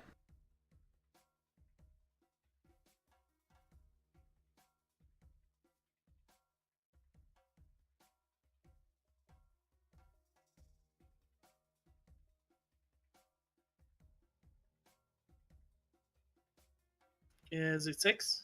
Yes. 2 successes. Alright, go ahead and speak to Ember. For the nth time, I'm just gonna yell out to him "Stop this right now, child! It doesn't have to be a death sentence." To stop trying to burn us down and hurt us.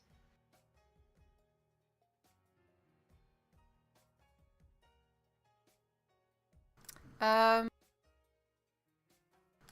after Father Lily yells that out, the flames seem to stop moving, but don't die down right away. If no one means to take another specific action, it'll be about a minute or so, and they'll start very slowly encroaching back. The church is actually burned, and in fact some of the pews have started to fall to pieces. There is a lot of ash left in their trail, but they start pulling back toward Ember, who is nearly entirely on the floor. It's like he's down on his knees and one shoulder on the ground, one hand kind of just barely keeping him up, and he's breathing very heavily. He looks up towards Father Lily, just glaring.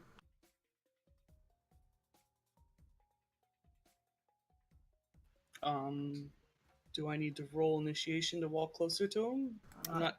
Okay. Yeah, I'm gonna walk closer and kneel down. Why do you need to burn this church so badly, child? He very slowly and with a lot of pain uses his one hand to push himself up, and he kind of leans more against the wall, holding his hand across his stomach where he was most badly injured. And he gives you one more look, but then just closes his eyes and focuses on breathing. Let me know when I need to re-up burden, or if I need to re-up burden. You're good for right now. Okay, I'm just saying, don't let me miss it. Mm-hmm. Well, guys, what do we want to do about him?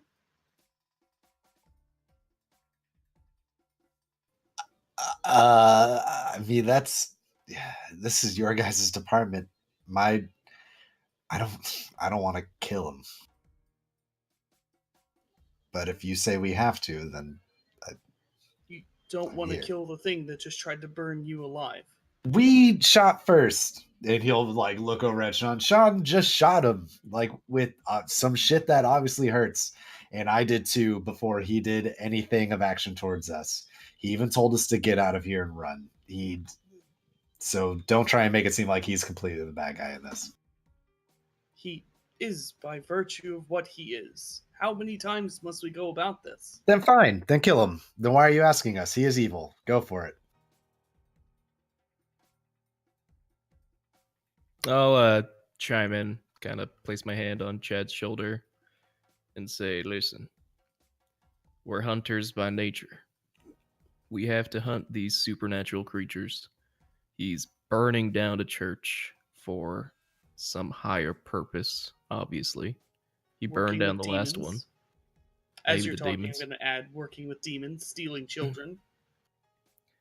He is in. He has been stealing children. I ran into his friend and the Talon that we saw earlier, and he was about to take my little girl. So, as far as I'm concerned, yes, we do have to kill him, even if he takes the appearance of a child.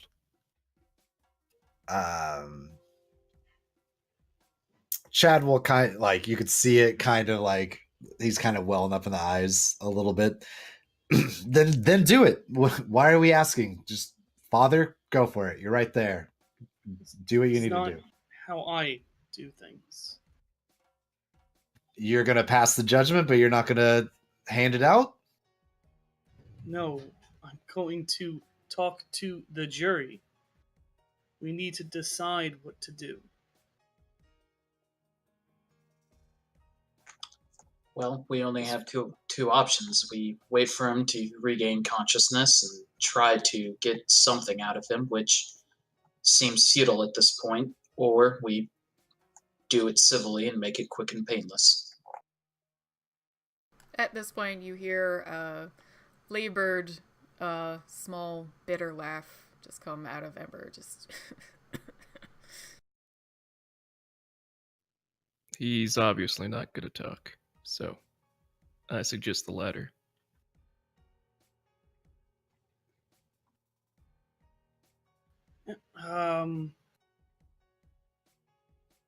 Can I charisma empathy to just try and get him to talk to us?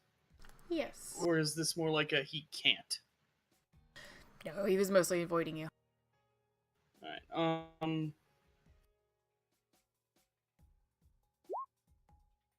3 successes. Alright, speak to the boy. Child, it doesn't have to be die. You can help us. My concern at the moment is the demon girl. You've given us chances to escape. You haven't killed my friends. Clearly, you are not the greatest evil around. Help us and give us an excuse to not pass this judgment right now. Ember slowly opens his eyes and looks at Father Lily, and another little bitter laugh comes out of him. I'm only doing this for her. People like you are exactly why we're doing this. People like us? Like me? Anyone that won't let us be alone, won't let us have a place of our own. If all you wanted was to be left alone, you're going about this completely the wrong way. We're only here because something got loud. Because you stole children from their homes, their parents. That is not being left alone. That is malicious and evil. Ember gives another little laugh and just shakes his head.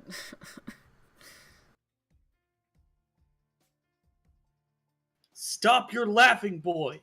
Soon you will be dead. Give us a reason. This is my last offer. I do not want this to happen. You've been otherwise okay. What did you steal these children? Why do you have them? Will you give them back? Give me something. Work with me.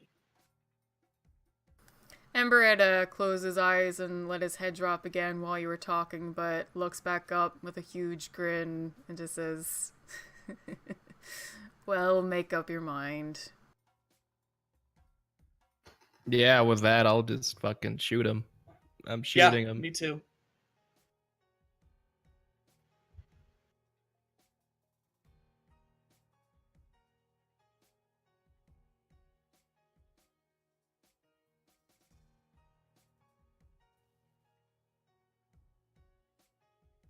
Alright, yeah, And I'm literally right in front of him, so I'm gonna like shotgun style pump one round of water into his chest.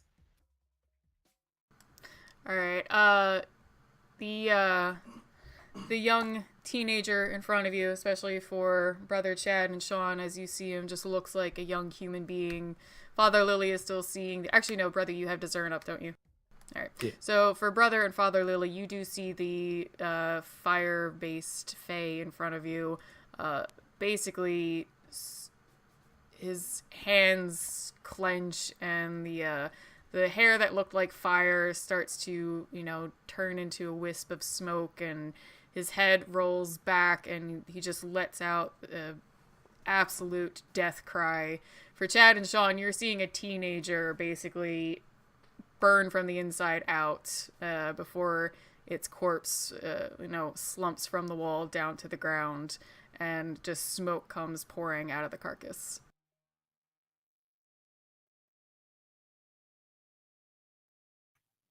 And with that, I'll say, I think his friends will be looking for him. We either need to set up for that, or we need to get out of here. Is he basically human body at this point? No, you still see the fae. Okay, but is it humanoid? Does it have eyeballs and stuff? It looks the same, except, like a fire that had water dumped on it and stamped out. It still looks humanoid, except... Does he have your eyeballs, or is he like ashen husk? For you... Basically, would I feel imply? I was answering. Okay. For you, it looks like maybe something someone would have made to look like a humanoid prop, but if you ask Chad or Sean or drop your discern, it does look like a... actually, no. Now it will actually look that way to all of you. I'll just mutter a short prayer under my breath, and just stand up, turn over, and kick one of the pews really hard, and just scream "fuck." It's gonna get a whole lot worse than this, preacher. No, let's go. It's a shame he was incredibly unreasonable. That I agree with you, Sean. Most unreasonable. He had plenty of chances to cooperate. He didn't want to cooperate. We are hunters, after all. Sometimes we have to throw away our human emotions when it comes to these things, whatever form they may take. Spare the father your moral bullshit. I know. It still is not fun. Let's go before the other ones show up. I'm sure they'll be none too happy to see this. I agree. I vote leave. Yeah, and if Chad is reluctant to leave, I'll kind of pull him towards the exit to the car. Chad will, are you like reaching out for him? Well, my hand was on your shoulder when I was saying, we have to kill this thing, no matter what form it takes. Yeah, he'll kind of just fucking push your hand off him and just walk. He's not going to say anything. Yeah, it's fine.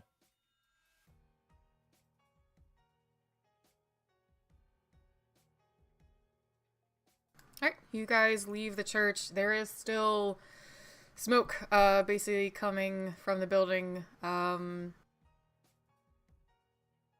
Actually, before we get out of there, are there like any embers anywhere? Like glowing red of the church itself? No, actually, Ember really pulled back all of the flames. Not just flames, like even like little bits that look like... I'll just squirt down with the super soaker, like the really smoky bits, to make sure it's not going to reignite. Okay. Just kind of like as we're walking out, spraying the wherever spots. And I guess with that, I would like to do a cult roll just to make sure he's really dead, like they can't bring him back to life if they just reignite him or whatever. Sure. Alright, give me perception occult at 8. Perception or intelligence? Intelligence, sorry. Juan. Okay. So looking over the charred body of this fae, it does seem like you can't find anything that looks like a heart. It seems like there's no pulse of life or activity or anything. You don't know fae very well. This is the first one you've encountered, but you feel pretty confident that it's not something that can like come back. Okay, yeah, I just wanted to make sure. All right, yeah, I'll go to the car. I don't know who's driving with me, but I believe Sean came with one vehicle. Yeah. Yep. yeah, you guys parked to the park though, right? So I guess I parked at the church. I can just give you guys a ride to the car.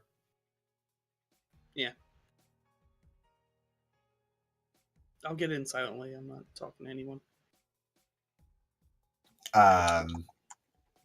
After a little bit, I'm not sure how far it takes for you to drive us there, but Chad will eventually speak up. Can they, like, the tree one of him? She's seen our faces. She's at least seen Sean and brother of mine. Could they find us? As far as I know, they're being guided by Suzanne. She marks the windows of children that she wants to take, and those three, I assume, do their dirty work for her. So I don't think she knows where we live. However, Sean, I know you're meeting with her. I would be a little precautious as to, meeting. I mean, I was hoping it would be a we meet her. Get her Right. someplace quiet. Yeah. Also, while we're doing this, now that we're finally in the car, I'm going to pull out my phone and check that message.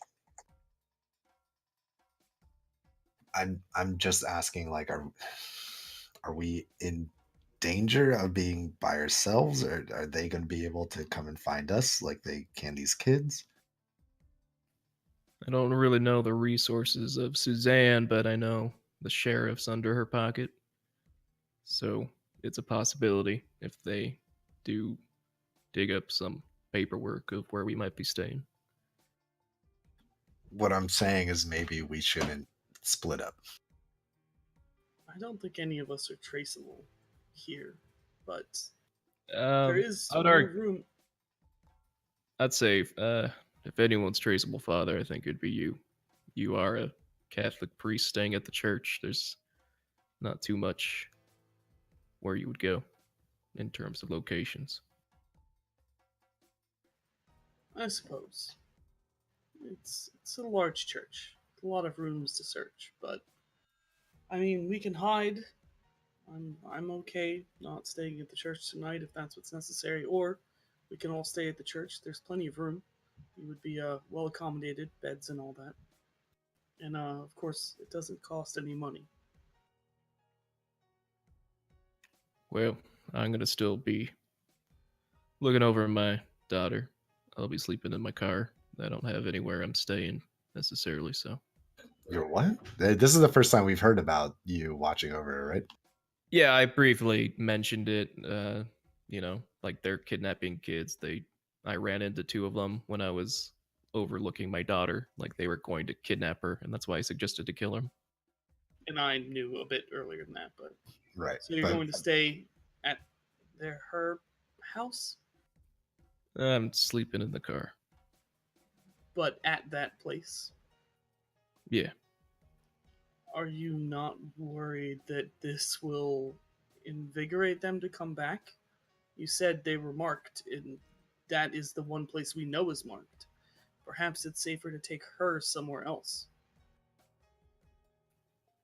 I would rather her not be exposed to what we do, especially after what just happened. I agree, but demons are not warded away nearly so easily as meat or bird calls or super soakers. I can vouch for that. Not even a cross or holy water, unless you are one special person, will work on them. Well, we better take care of her quickly then. Yes, and I don't think that is on tonight's agenda. Right, but so hold on, brother. You're sleeping in a car out where they go? Like you're just by yourself inside of a car where they're heading? I've slept in worse situations, but yeah, I'm doing a stakeout in front of my in-laws' house where my daughter's staying. I'll, Yes, I'll, but you will sleep, won't you?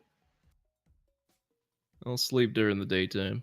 A couple hours will do me good. I I can. don't think you can stop this demon on your own. No,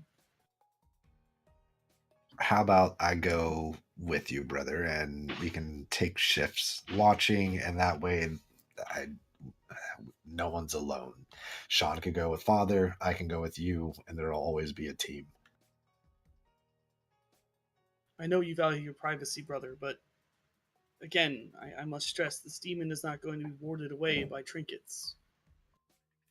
If Well, it it seems like wants, she doesn't do her own dirty work if the Fae are the ones kidnapping the kids.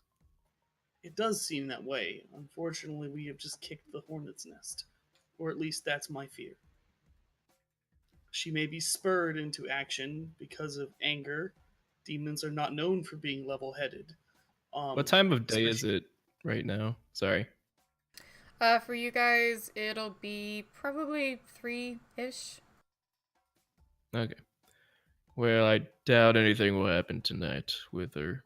Uh, if I remember correctly, the kids were taken out of school, not kidnapped at night, right?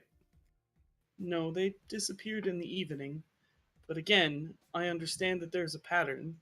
However, I fear we have disturbed this pattern with our actions, and that you will face yourself in front of this demon alone and find yourself wanting, and your daughter will be the one hurt for it.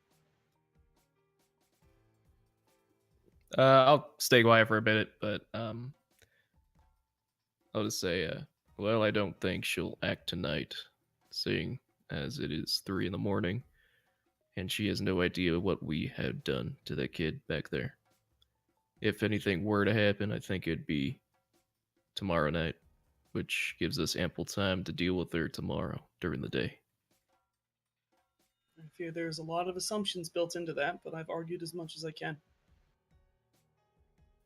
Yeah, and I'll stay quiet after that. Okay, so brother doesn't obviously want us coming with father. Are we all going to the church with you, Sean? What are we doing? Um, I have my laptop and a few other things. It's not dumb for us to all spend the night at the church. Or we can go to Sean's if you prefer. Unfortunately, I don't think Chad's room is big enough for the three of us. I mean, as long as you don't mind bed bugs and hard floors, it's fine. I will insist to not encounter either of those. Um, Sean, So, have you Sean, gone? it looks like it's your place or the church. I think the church is quite safe. I mean, the motel I'm renting is literally a twin bed and a broken up chair. It's not suitable for 3 people. We'll take the church. All right, that sounds good. Brother, please be safe. These assumptions can get people killed. Be on your guard. You'll be the first to call.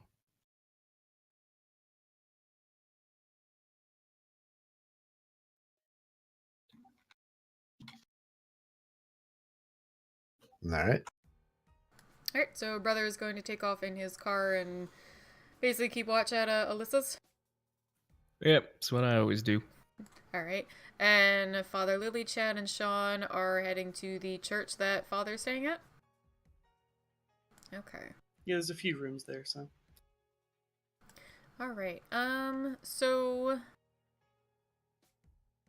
So brother, you go park near Alyssa's place, and until the sun comes up, you see no more strange activity. You maybe fall asleep for a little bit after the sun comes up, and you feel a little more safe that You see her leave for school, so you feel a little bit more safe that she's going to be going somewhere public. You catch an hour or two sleep. Father Lily, Chad, and Sean, you get some space at the church to grab a few hours yourself before the morning rolls around. We stopped at Sean's hotel, right? To pick up some stuff. Did you say that? No, I said I had my laptop and some other things, so I'm fine. Okay, never mind then.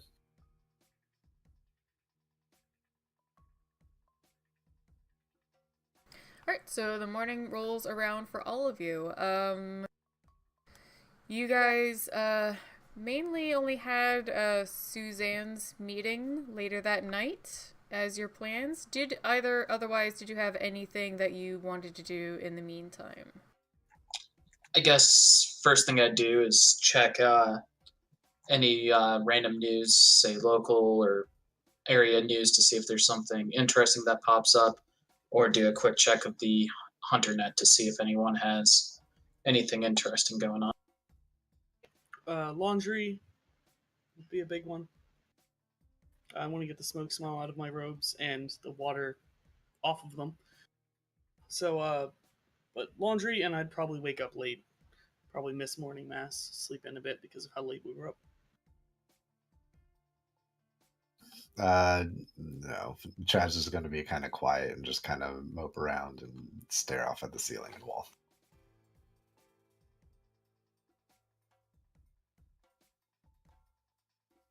I would probably look around the area for like a hotel of some sort, and after Alyssa's going to school, I'd probably talk to her in-laws about relocating. Alright, as you guys wake up and you get yourselves woken up, do your usual rituals and things like that, one of the younger priests at the Church of the Holy Cross comes and finds Father Lily.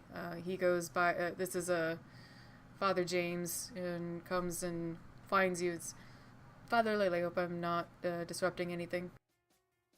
No, Father. How can I help you? Yes. Well, and he's going to take a little printed report and hand it to you. It was a report that just was briefed to. It looks like it was just briefed to a few people. The emails at the top, but it says that another church, Hickory Grove, found desecrated by fire but not fully burned.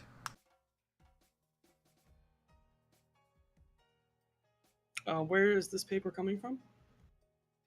It was like a news release that was sent just from the police office, and you see just a short list of emails, including the one that's set for the church. But not to everybody. Not full news yet. Okay. I'll just nod to the other father. Thank you, Father. Of course, I thought you would be interested as the investigations you were doing earlier. Of course, it's such a shame that a landmark's been marked like this, but Absolutely. hopefully we can save it. I believe Father Daniels is going to begin some preparation and gathering resources, starting a campaign to get it cleaned up as best as we can. I will call the Vatican. I believe it is a shame these churches burning in this area. I will try my best to lobby for you to get some more resources as well.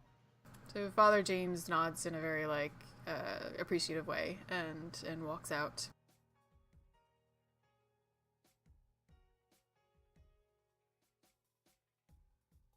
So I'll probably head out the hallway and look for Sean and Chad.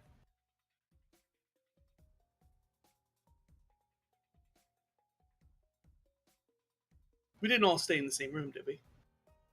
I don't know how the church is set up. It's got several guest rooms and an entire school attached to it, so it's fairly large. Then no? I would assume no. The church is kind of set up for these things. So I would, probably just walk down the hall and tap on your two's door. You're next to each other, I'd assume. I don't know. Sean, did you find anything to drink last night? You're a boozer, are you? At night? Or no? I mean, he would feel a little awkward getting that boozed up in a church. Chad's just All gonna right. break into the into I the mean- line. Yeah, Chad would have tried to find something, but he probably stayed sober. Yeah, no, we're not in the same room. I just would have grunted when you knocked on the door.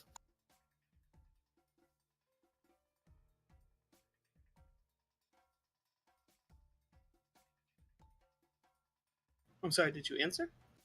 No, I just grunted like I made a noise. He's not putting in the effort. What time is it? Well, he's up. He's just in like think of like an angsty teen. And, okay. He was upset with your parenting decision the night before. Oh, okay. Chad, Yeah, man. would you like to grab some breakfast? Yeah, man. I'm paying. Yeah, no, I'm coming. And he's just he'll go with you. I'll knock on Sean's door. What's up? Would you like to grab some breakfast? Sure, that's fine.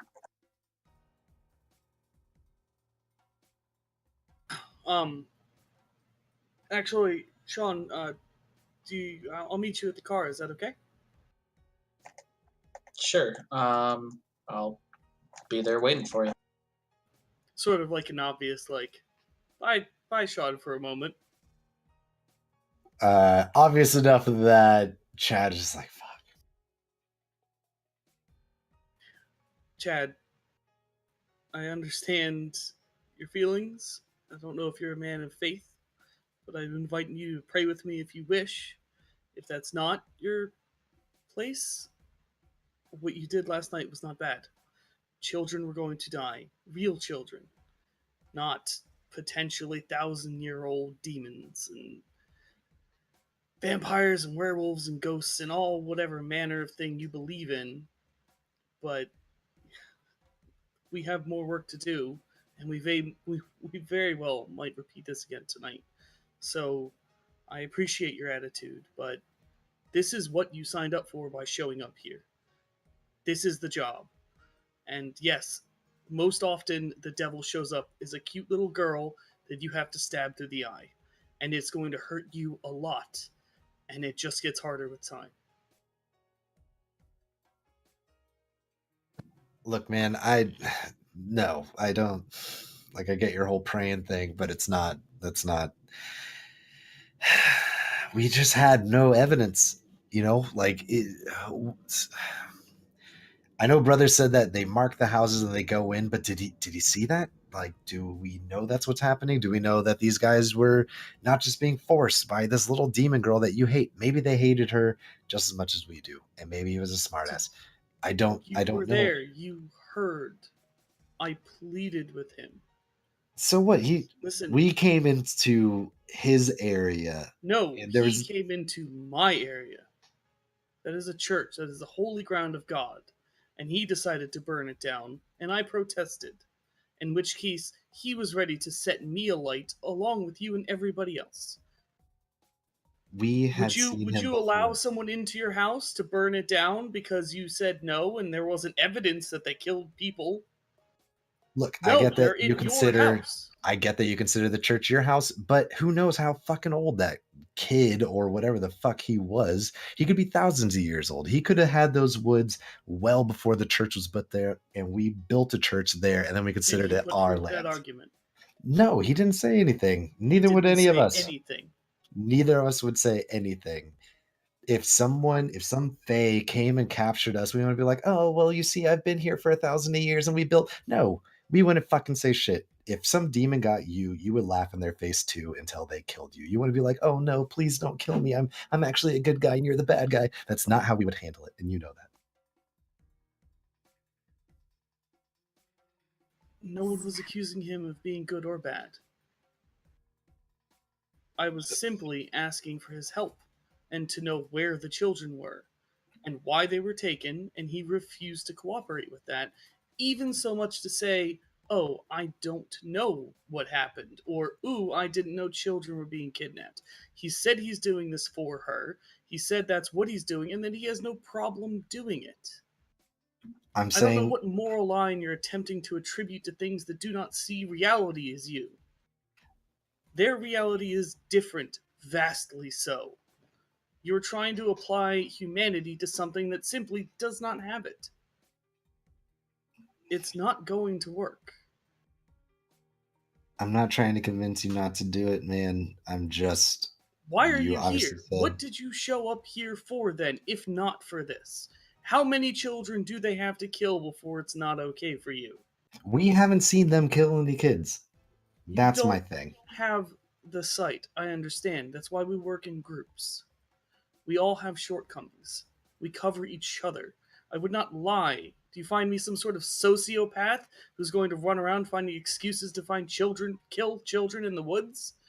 If you can tell me that Ember, the one who burnt down the churches, was killing kids, and you can show me proof, or you can tell me that you found hard evidence otherwise of a video, or you had a vision of him killing them, then that's one thing. But for us just to say that they mark these areas, or to say that this demon isn't controlling them through some magic, then that's one thing. Or just to show that, he is killing them, but all we know is that he burns churches, and that is it. It is a simple truth. He was not human. How many humans have you seen die to super soakers? How many humans die when water's poured on them? How many humans summon smoke and fire and control it like whips? Do you think he's not human? That is the role you signed up for. That is why you showed up here. That is why you followed the signs. That is why you were awakened. That is your simple and true purpose. Humans belong here. That is what we're here to do. And you, I don't know what you want. I think you're lost. But I would quickly find myself found in this situation before you end up just as hard touched. That demon girl will take every doubt that you have in your mind at the moment and turn it against you, and in a split second, I may find you pointing a gun in my face because you have no conviction. Figure out what you want. Why are you here? Are you here to defend them or humanity? Because that was not human. You don't need an excuse to kill something which has no right to exist. You're a blind man that can see. And he's something that has powers too. You're not specifically just a normal human being walking around. We are all different and have powers in some sort of way. You can't say we're just normal, and anything that's not normal gets killed. You would be killed in that sense according to a normal human. So why do you get to have powers but they don't? Powers. Get to have powers. I'm not a superhero. It's a burden.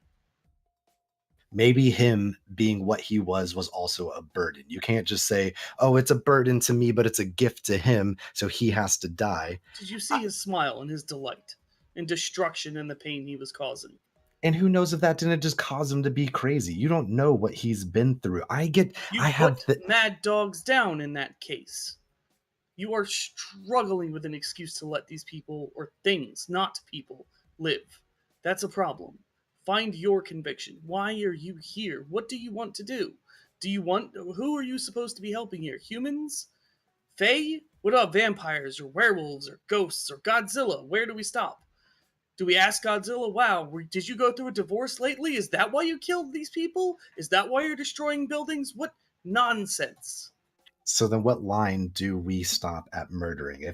If we say anything that catches on fire has to die, what about humans that can release a smoke that makes things sick and also are poisonous and die? I can do that.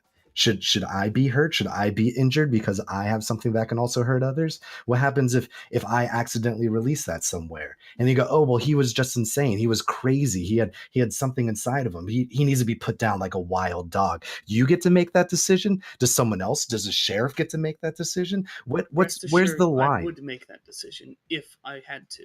If you go rogue and start killing humans, of course you get put down. Like a dog. Killing people is unacceptable. Bar none. Flat. Done. Finished. Or at least supernaturally so. What do hunters look like? Out of character. What do hunters look like under discern? Like people. Hunters are people. Yeah.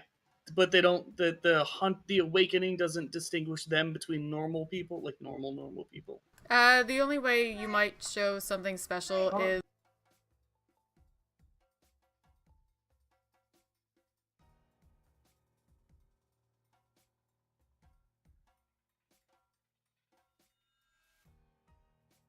Okay. Anyway, yeah, the only thing that would ever show up is potentially having true faith and having it activated. Certain things with awareness would see you as like having a glowing aura, but a regular hunter is just gonna look like a human. Okay.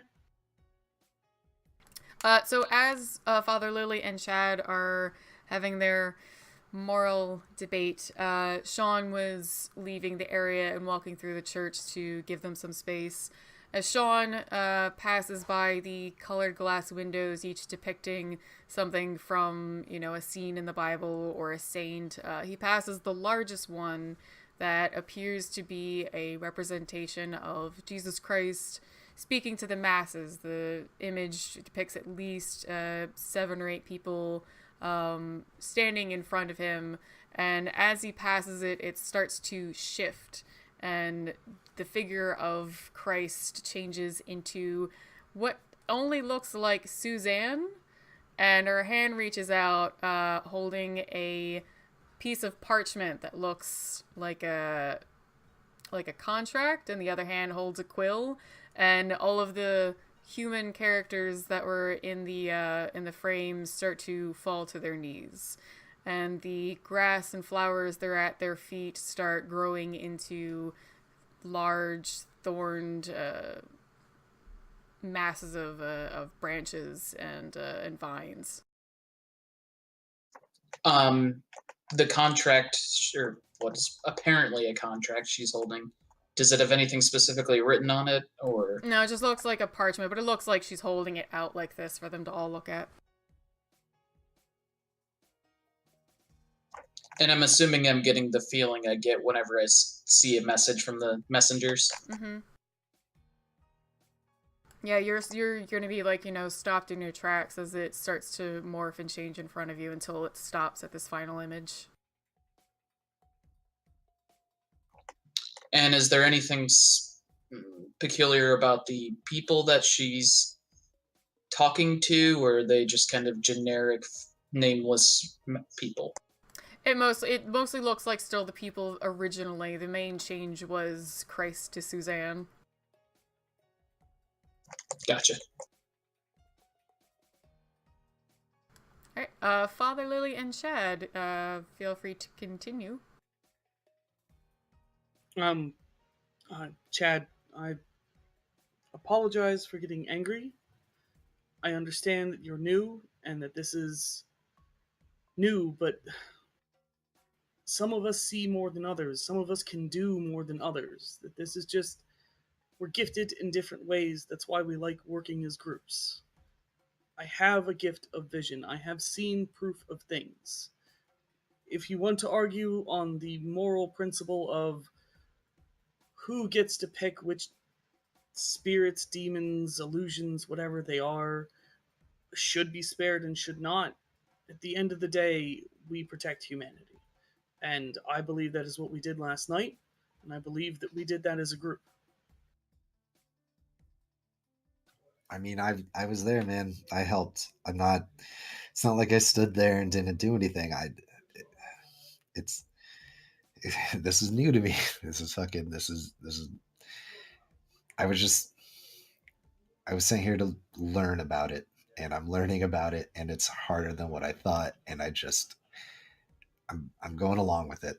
And to be fair, killing a demon sounds a lot easier on the soul than killing something that looks like a teenager that just can't control fire. So, Except our demon looks like a little girl. yeah, but it's a demon. Like, we've all seen the movies. Like, it's a demon though, but that's fine. Don't forget the worst part of the demon, or the worst part of the movies, Chad. The girl's still in there, and we kill her too. And if that isn't the worst and most tempting part of the devil, I don't know what gets worse. This is how they operate. They want to survive, and they will do whatever they can. and we do whatever we can to save as many as we can. But demons are the most insidious, in my opinion, as a man of God, obviously biased. But let's go. I don't want to keep Sean. We should go to breakfast. Yeah, man. Let's We can go. talk later. I do want to talk with you, but I apologize. All right. Father Lily and Chad wrap up their conversation and enter the main church where they'll see Sean standing and watching this window. Sean?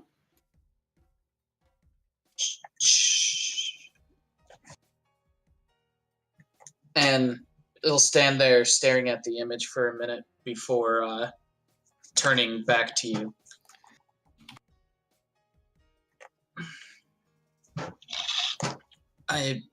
This one was weird.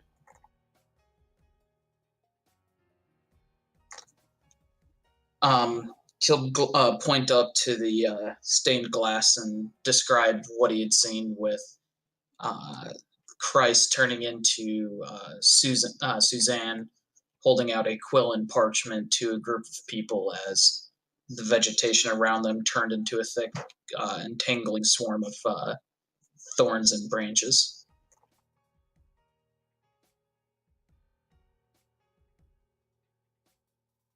Father will smile to himself, clearly like slightly annoyed at something, but say to Sean, she's not a demon, she's Jesus.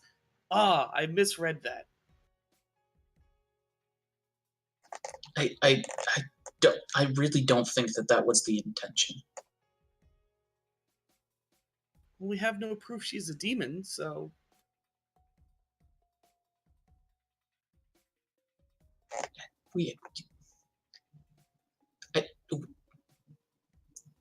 Whatever. And he'll just turn into a smartass. Your Koznark is showing. Father Lily is annoyed because of all of the questions this morning. Yeah. Chad will kind of just sigh at his comment of we have no proof.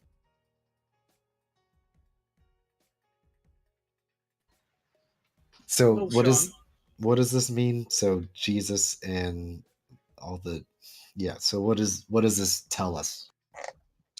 It implies that Susan is up to something. She was handing out a parchment and quill. That it stinks of a Faustian pact. Something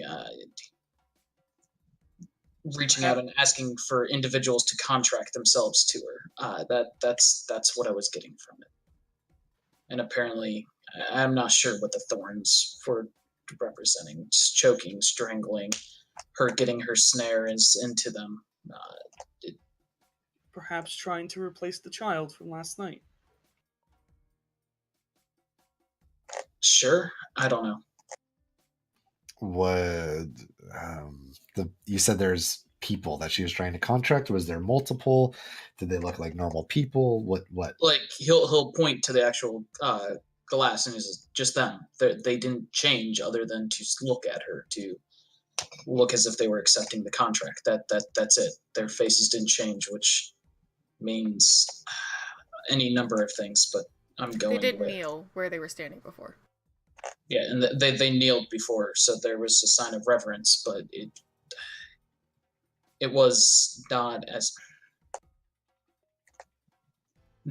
who they were wasn't the importance. It was the Suzanne was the only one who took form. That it was just they probably just representing just random people. They weren't the specific who wasn't important. Well, it could be the children that she's been luring away, or it could be replacing the thing in the church from the other night, or it could be the townsfolk that she's been tainting with her presence, like the sheriff and the mayor. Perhaps it's spreading, or she's seeking to do more today. I would say that's likely. Never known a demon to stop early. To breakfast, maybe we should meet up with Brother and let him know what we've seen. Or you have seen. Sounds like a good plan. All right, that is where we'll wrap it up. We will start next game with everyone meeting at their favorite diner where they never get served until they have to get the poor old lady to do it for them. And then we will find out what happens with them all meeting Suzanne. Thank you everyone who came out and watched the game. As always, down below we have our information for our YouTube, which has old episodes, our Discord link, all that good stuff. For everybody who is a fan of New York by Night, Season 2 starts tomorrow, 9 p.m. EST as usual. Probably going to be like 10 minutes late or so because we're getting new stuff started, but we should be on around our usual time. Definitely come check us out if you miss it. The VODs and the YouTube will be up shortly after. And anybody else have anything they want to say? No? Alright, definitely also check out Revolver C. Great streamer. Kozark will be getting back to streaming soon. And I think that's it. Love you all. Bye!